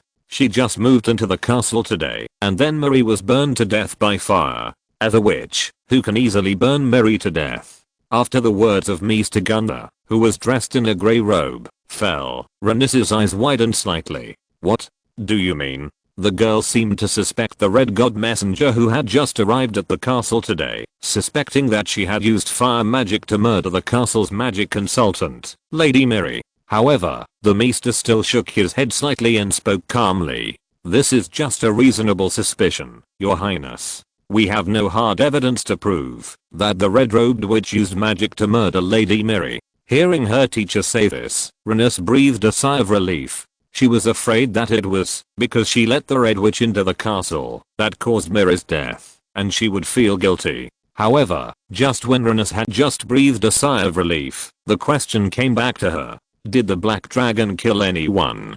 But, Your Highness. Then the Maester standing aside suddenly spoke in a faint voice. If we imprison the red witch in the name of murdering Lady Miri, then people will believe it. Balerion did not kill anyone. The Maester's voice was faint, and Renus's body suddenly shook. Then she turned around and looked at her teacher with an unbelievable look. Under the bright lights around him, the Maester put his hands in front of him. His face was bright and dark, and he didn't smile at all. Chapter 146 Arrest. That night, Melisande sat quietly at the desk in her room. There was a half-burned white wax on the table, silently contributing its light and dispelling the darkness of the whole room. The process of dispelling darkness and reappearing light is bound to be full of ups and downs and sacrifice. The woman sat at the desk and suddenly muttered to herself for no reason, not knowing what she meant. In front of her was a silver-plated bronze mirror polished by a skilled craftsman from and in the mirror, Melisande's eyes fell on the half-burning white wax on the table. The flame was jumping. The white wax was getting smaller and smaller under the firelight, turning into drops of wax oil and falling on the candlestick below. Your sacrifice will not be remembered by the world. But when Melisande whispered something softly, suddenly, noisy footsteps came from outside the door of the room, and then these footsteps got closer and closer. Boom. The woman's door was kicked open, and a group of guards wearing armor and holding long swords rushed in without caring whether Melisande was asleep or not. Then the captain of the guard pointed at Melisande and said loudly, follower of Ruler, Lady Melisandre, you are arrested for the crime of murdering Lady Miri Mazdua, a consultant on magic and mysticism. He emphasized the word follower of Ruler when reading the charge, and then continued. Now, you just need to plead guilty. As the captain of the guard finished speaking, a group of soldiers surrounded her. However, no one dared to come up and arrest the red-robed witch directly, because the news had spread in the castle at this moment that this evil red-robed witch burned Lady Miri alive with fire magic in order to join the castle and monopolize power. People are in awe of things that they cannot understand, such as the existence of magic and witchcraft. Therefore, these soldiers only dared to surround Melisandre, but did not dare to really step forward to arrest her. They were also afraid that they would turn into a ball of fire and be burned alive. However, after hearing the accusations and the charges recited by the guards, Melisandre sat on the chair and seemed very calm, as if she had known it for a long time. She slightly raised her eyelids and glanced at everyone present casually. Then she closed her robe and stood up from the chair.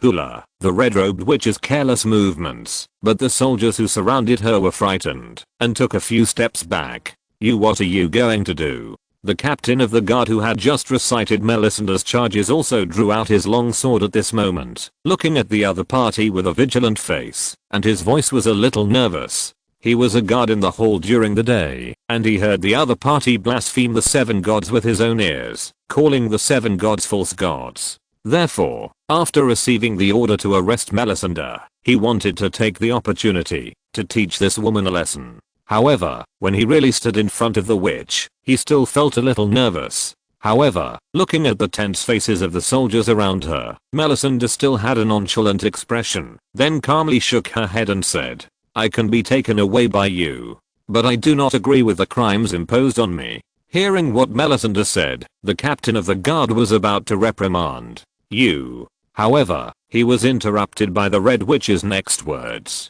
And, I guess Her Royal Highness the Princess did not ask me to wear these things. The woman with long red hair raised her chin slightly, and according to her line of sight, she saw the chains and shackles in the hands of the guards.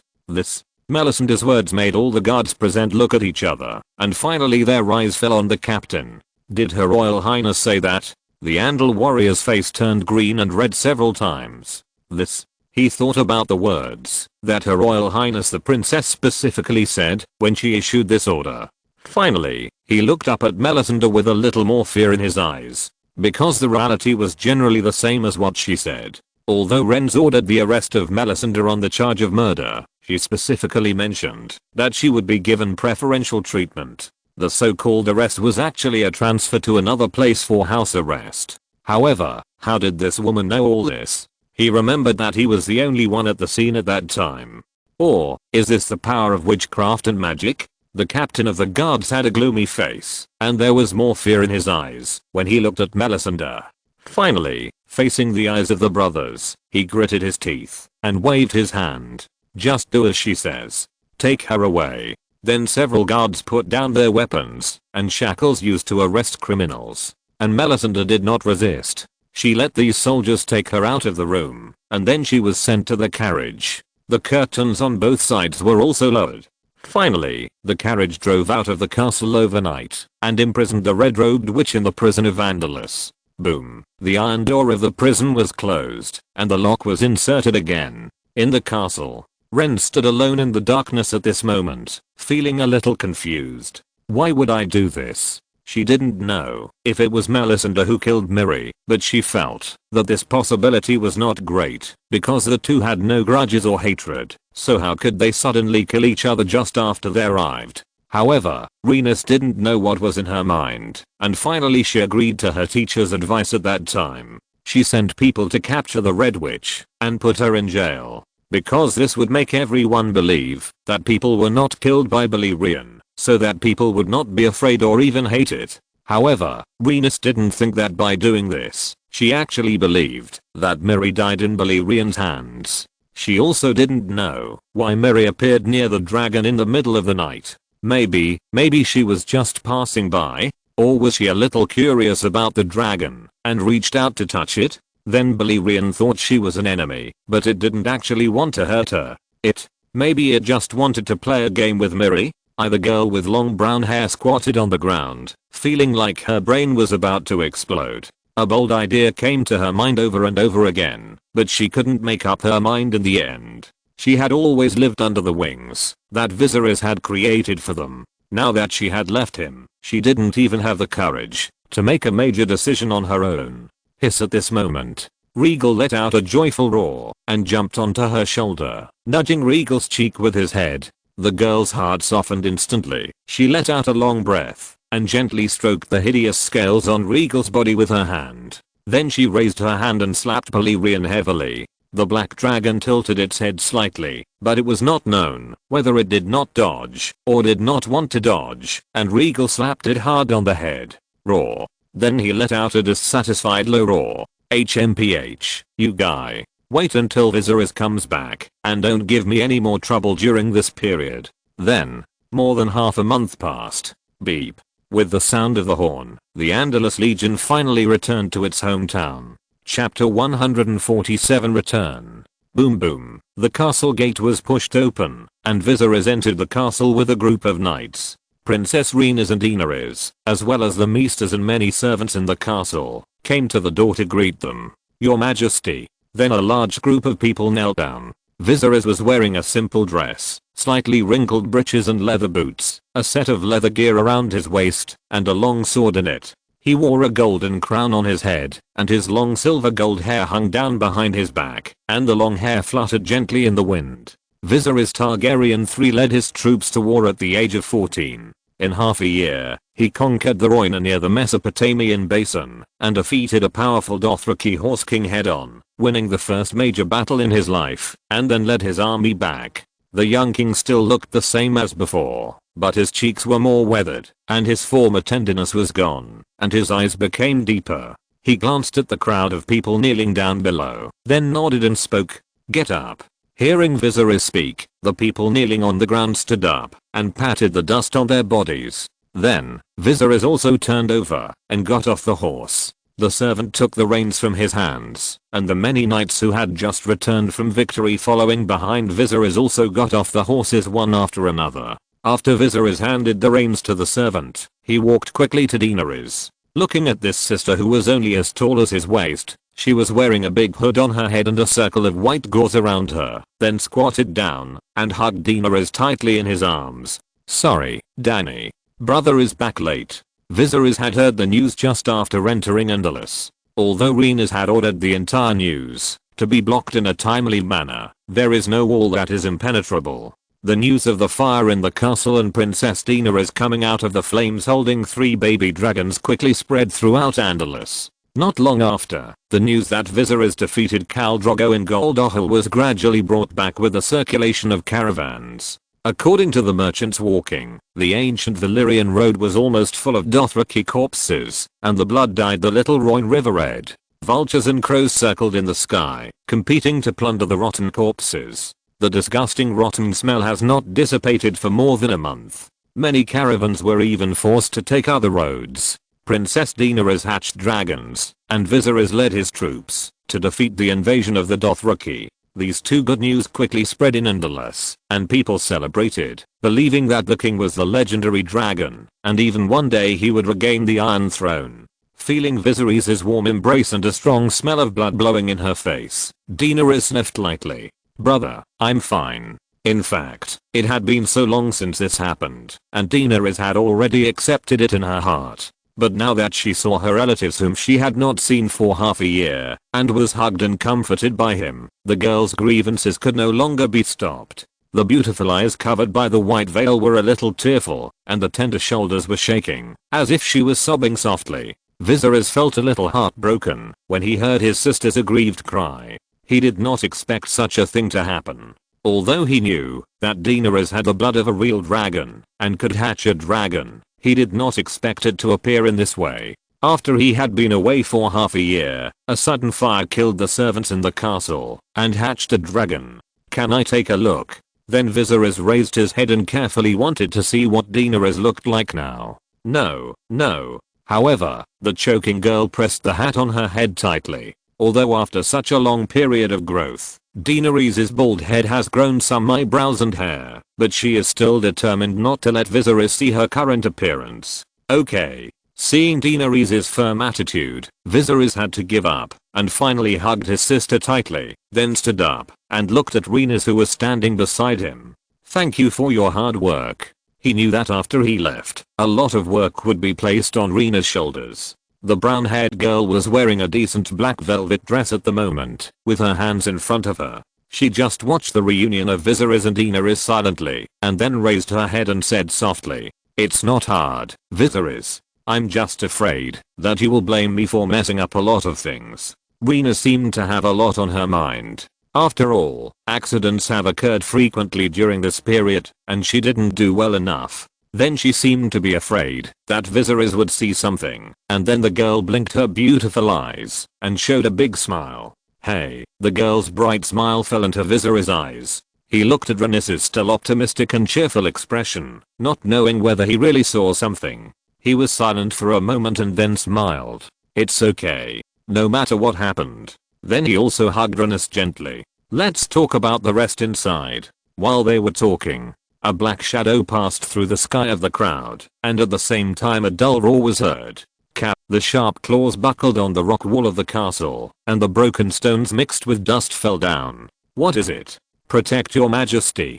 Clang clang clang. The many knights following Viserys reacted quickly, and they all drew out their shining long swords, forming a circle to protect the king behind them. Viserys was not too panicked, standing quietly in the encirclement below, holding the hilt of the sword with one hand, and slightly looking up at the black shadow above his head. This is. Under the bright sunlight, the black scales reflected a metallic color, and the gaps between the scales were like flowing lava. The slender neck supported the ferocious head raised high. The figure of Viserys was reflected in a pair of scarlet eyes. It felt that this person was somewhat familiar. Viserys was also standing below and looking at the dragon above his head. Because the sunlight was a bit dazzling, Viserys put his hands on the awning and squinted slightly. He suddenly felt that this dragon was somewhat similar to the one he saw in the dragon dream. Is it? Balerion? Chapter 148 Prison. Not long after, in the castle's main hall, Viserys washed off the dirt on his body, then changed into a lighter outfit, and then sat on the throne to listen to Rhaenys' achievements in the region during this period. The black dragon Balerion was lying on the ground next to the throne at this moment, and the heavy breathing sounded constantly in the hall. Viserys gently stroked its head with one hand. So many things have happened during this period. Viserys was a little surprised after hearing the report of the Maester, and then turned to look at Rhaenys. However, the brown-haired girl seemed to be in a better mood at this moment. She bit her lip and smiled. Then she was a little proud, but didn't want to show it too strongly, for fear that Viserys would see it, and finally said, "Not bad." She thought Viserys would scold her for making a mess of everything during this period. However, she didn't expect Viserys to not blame her, but praised her for doing a good job, saying that with her in charge of the overall situation at home in the future, he would be able to better resist foreign enemies outside. After being praised by Viserys, Rhaenys felt a little flattered, and the anxiety and uneasiness in her heart just now disappeared. Seeing that the girl finally showed an optimistic smile on her face again, Viserys was completely relieved. Then the smile on his face was slightly restrained, and he talked about business. No wonder I didn't see Bessie and Miri. He was a little surprised that Bessie and Miri didn't come to greet him, but when he sat here, he realized that both of them had an accident. Bessie wanted to rush into the sea of fire to save her mother, but was severely burned. She barely saved her life, and is still recovering from her injuries. However, according to the Maester, it is almost impossible for her to pick up the sword again in the future, and her face was destroyed. She was afraid that seeing Viserys would scare him, so she didn't show up. And Miri, Viserys' magic advisor, was burned to death in a fire more than a month ago. Accident? In troubled times, human lives are like ants. Even if a witch has mastered extraordinary power, she can still die on the spot if she is not careful. Viserys had not expected Miri to die like this, and was silent for a while. What happened? He was silent for a long time, before he spoke again. Not only were Viserys, Rhaenys and the Maester in the hall, a Baron was also sitting on a chair on the side, but Prince Dawn's attention was more focused on Balerion. How many people have seen a living dragon? Could it be it? Oberon pointed at the black dragon and said jokingly. However, after Oberon's voice fell, Venus and the Meester were silent for a while, and Oberon, who just said it casually, was also stunned when he saw this scene. Did I guess right? Viserys frowned slightly. Faced with the current situation, the Meester could only cough lightly and then speak. Your Majesty, Lady Mary was most likely murdered.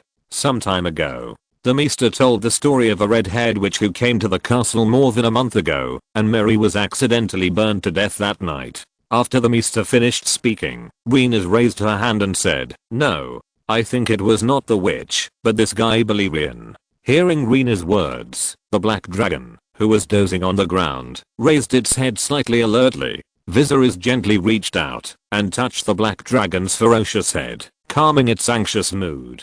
Witch? Tell me who it is.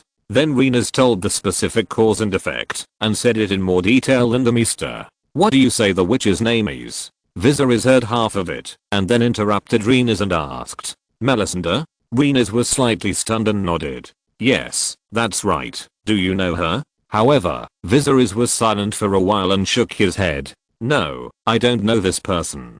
Go on. Then Viserys listened to the whole cause and effect of the whole thing, including the fact that Renas directly arrested Melisandre and put her in jail in order to protect the Black Dragon. Oh. Hearing that the idea came from Meester Gunnar, Viserys looked up at him. The Meester was looking down at the floor at the moment and did not notice Viserys' gaze. It seems that this messenger of the Lord of Light is very likely innocent. Then Viserys retracted his gaze and stood up from the throne. In that case, I'll go see this person. Paul is a soldier of the Andalus City Defense Corps, and his duty place is in the prison. On weekdays, he is mainly responsible for guarding the criminals in the prison. Such peaceful and leisurely days have passed for a long time. But a month ago, a special criminal was imprisoned here, and everything in the prison changed. This is a beautiful woman with red hair. Paul does not need to question her beauty, and she seems to be accused of murder. But what makes him strange is that this woman who committed such a serious crime can still enjoy super standard special treatment.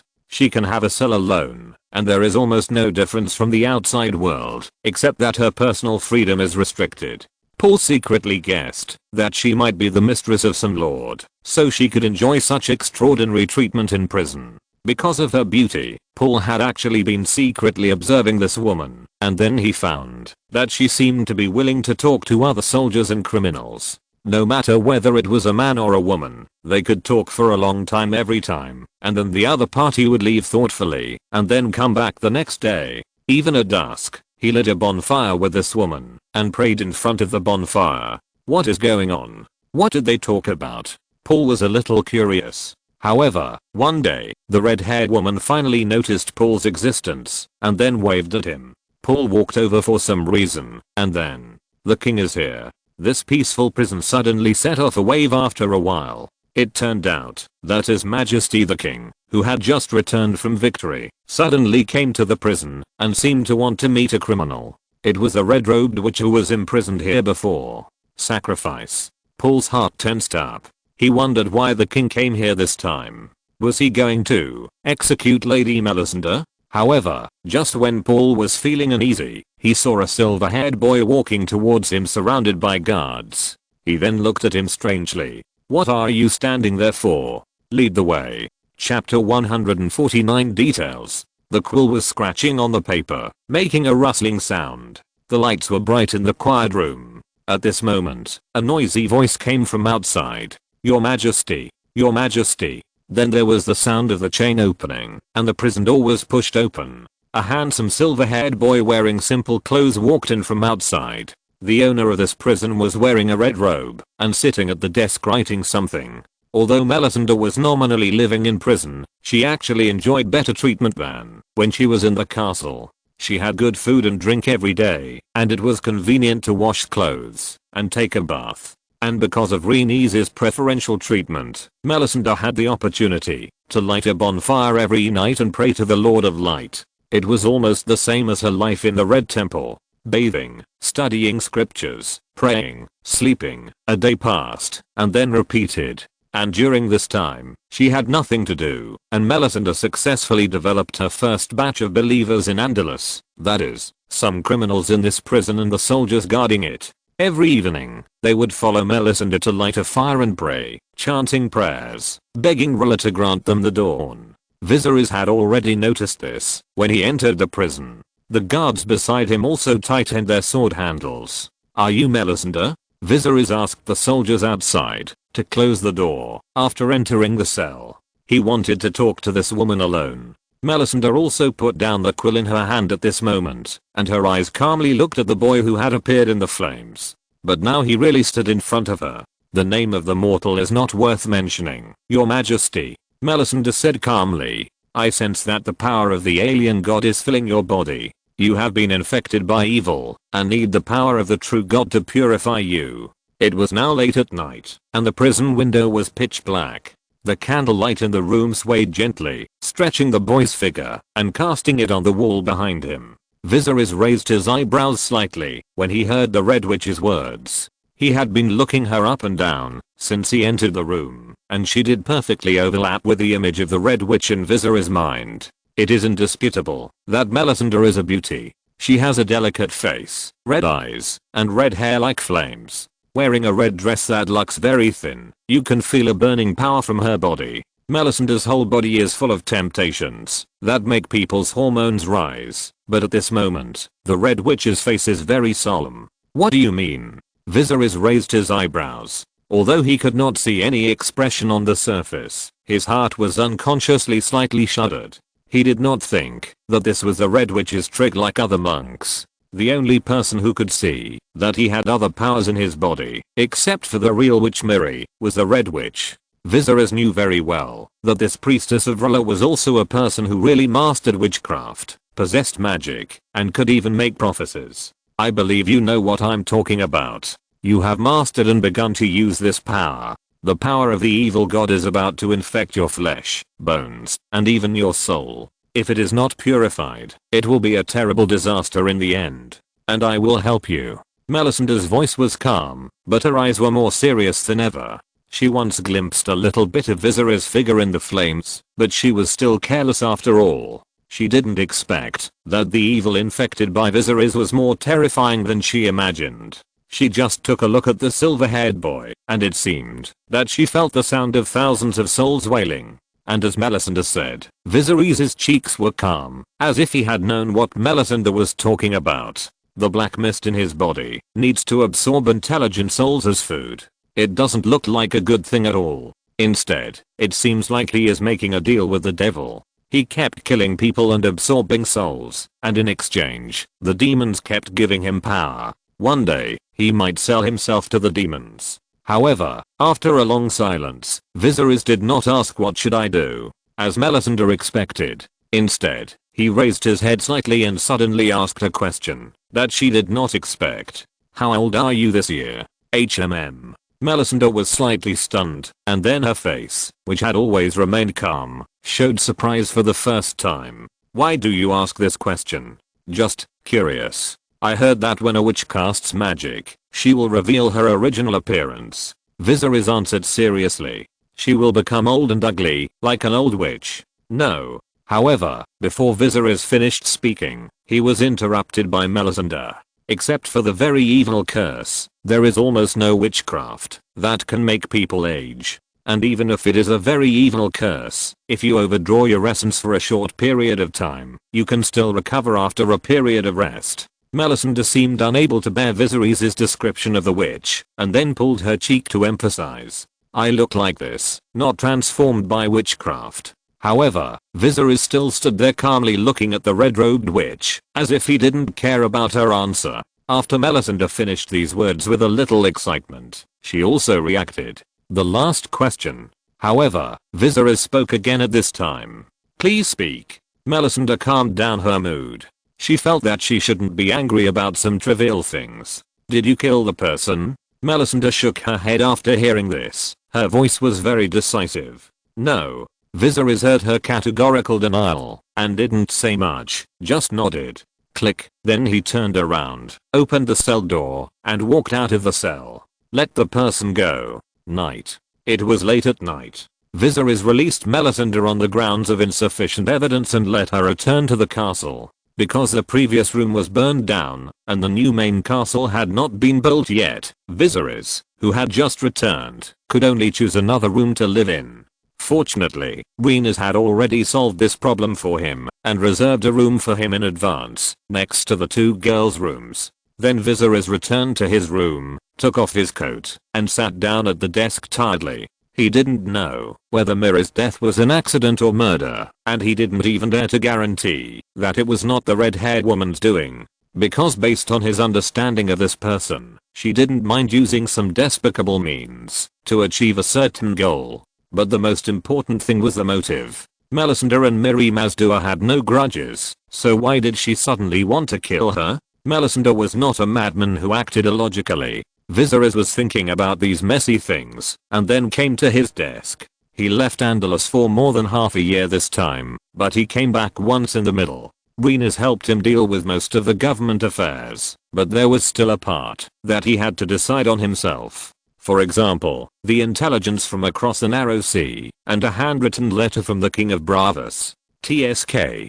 Viserys skillfully cut the envelope with a knife. However, at this moment, his wrist suddenly paused slightly, because he suddenly found that the seal of the letter seemed to have a little color difference, as if someone had moved the letter by some means, and then used the seal to make up for it again. Viserys' eyes condensed slightly. I really can't stand the third update. I wrote until 1:30, and I have to go to work tomorrow. It will also affect my state. I can't do well in work and writing. I'm sorry, friends. I'll just update twice for now. I'm sorry. Chapter 150, Returning in Defeat. The first month after Viserys returned from the expedition, Andalus held an unprecedented event to celebrate the conquest of a large area of land and villages in the Mesopotamian basin, almost restoring the territory of the ancient Andalus kingdom. At the same time, it was also a reward for merit, and many knights who followed the army to fight were given fiefs. After the reward, there was a tournament. Viserys and Oberyn did not participate because of their status. In the end, Ser Awen Berth, the Rhoynar general who led the heavy cavalry in the war, won the final championship. As the first noble to rise under the banner of the Targaryen three-headed dragon flag, Ser Awen was naturally loyal to Viserys. They were once just a puddle of mud under the feet of others, plundered by the Dothraki, and dependent on the trade city-states. They could not compete with those merchants with empty eyelashes in business, and their only way out was to become mercenaries, and then they died in a foreign land one day. However, since the arrival of Targaryen, these villages have been reunited and become a huge force that cannot be ignored. The Dothraki who came to plunder fled in a hurry, leaving behind corpses everywhere. Even their cows were burned to death. The caravans passing through the village to do business also became polite, no longer exploiting the villagers for profit as before. After all, if they offended the caravans in the past, they would not come again, and the villagers could only travel thousands of miles to distant places to buy and sell things. Now the caravans are more frequent, and the reason is naturally to go to the emerging city-state, Andalus. In this vast plain, Andalus has become a sacred synonym. Because it rose in the shortest time and has the blessing of religious mystery, it eventually became a holy place for countless Andals. However, many newly joined Rhoynar did not regard this place as their hometown. They hoped that the king could rebuild Gedo, even further down the Mother River, restore the ancient capital of the Rhoynar, now Sastar City. The ambitions of the Andals ended here, but the Rhoynar who had just joined the Targaryen forces were even more excited. At a glance, there was a thriving scene everywhere. In the latest map published in Bravos, starting from the coast of Bravos, the entire Andal plain, along with the Velvet Mountains, the banks of the Rhoyne River on Gordahul, and some mountains in the Norvus Mountains, were all painted with the fiery red color of the Targaryens, represented by a light three-headed dragon emblem. However, just as everything was gradually returning to calm, on the distant narrow sea, a sudden naval battle broke out. In the war to suppress the rebellion of the Iron Islands, the royal fleet, which had made great contributions, suddenly appeared on the scene near Dragonstone Island one morning, after returning to Storm's End to rest for several months. along with the distant relative of the Targaryen family, Lord Montfort Valerian of Tidehead and his warships. The ships that the Dragonstone fleet routinely sent out for patrols did not know when to betray the enemy. It was obvious that this was a long-planned conspiracy. The commander-in-chief of the Dragonstone fleet stationed on the island, Sir Geoffrey, was forced to organize a counterattack. The two sides fought a fierce battle on the sea, but in the end they were outnumbered. The old knight was even shot in the chest, and then he was protected by the guards and hastily retreated. The Dragonstone fleet suffered a great defeat and then fled back to the port of Andalus, which immediately set off an uproar and the crowd was excited. The old knight was shot in the chest, but fortunately his heart was not injured, otherwise he would have died on the spot. However, even if the heart was not injured, the chest is a vital point after all, and the old man is not young now. After returning to the castle, there was naturally a lot of chaos. Dragonstone was finally lost. However, it was not that Viserys was looking forward to losing this island. That was of great significance to the Targaryens, but he had long felt that if he could not defend it, he should not defend it. Anyway, besides its strategic position, it was like a sword that could directly threaten King's Landing, and then it had no other function. It could not even be self-sufficient in production, and Andalus had to allocate a large amount of resources every month to maintain the strategic deterrence to King's Landing. But this deterrence was meaningless to Viserys. What else could it do, except to make King Robert always unable to forget him, and lose his appetite for wine? Fight now. Relying on Andalus's army of tens of thousands of people and 3 little guys to conquer the 7 kingdoms? For Viserys, he could not afford to lose, and could not lose. He would not act rashly without absolute certainty. This cautious attitude ran through Viserys' actions all along. What's more, he now had a dragon, and he only needed to wait for the dragon to grow up and repeat the story of Aegon conquering Westeros. The one who should be anxious now is the fat man sitting on the Iron Throne. He may feel that the spikes on the iron lump are more piercing his butt, and they have nothing to worry about. However, Sir Geoffrey doesn't think so. As the commander-in-chief of the fleet and the second in command of the Targaryen forces, the old man holds great power. When he was in Andalus, even Viserys had to respect his opinion. Sir Geoffrey assured him that he could defend Dragonstone, and at worst he could retreat if he couldn't win. However, now because of his negligence, he didn't notice the rebellion of his men, and suffered a severe defeat. He was even seriously injured and dying. Viserys didn't blame him for losing the battle and losing Dragonstone. Instead, he blamed him for not cherishing his body. Now, in the ward, the old knight was lying on the bed with a pale face and dying, and he was still telling something. Losing Dragonstone is a small matter. However, whether the Iron Throne will cross the narrow sea to reproduce the Battle of the 9 Copper Plate Kings and eliminate the threat in the cradle is what Viserys should consider next. When Robert Baratheon just sat on the Iron Throne, he did not take the initiative to launch a general attack on Dragonstone at the first time because he had no naval forces. However, the royal fleet, built at a high price, was burned down by the old knight. Later, Targaryen came to the continent of Essos to gain a foothold, but King Robert was still powerless because the economy of the 7 countries had been severely damaged due to the endless wars in recent years, and he was unable to launch a long-distance cross-sea war. He could only watch Targaryen gradually develop on another continent. And now, the opportunity is finally ripe. End of this chapter. Thank you very much for reaching the end. Don't forget to like. Looking for more exclusive content and immediate access? Subscribe to our Patreon. Remember, every like, subscription, or donation encourages us to continue. Thanks to everyone. See you in the next video.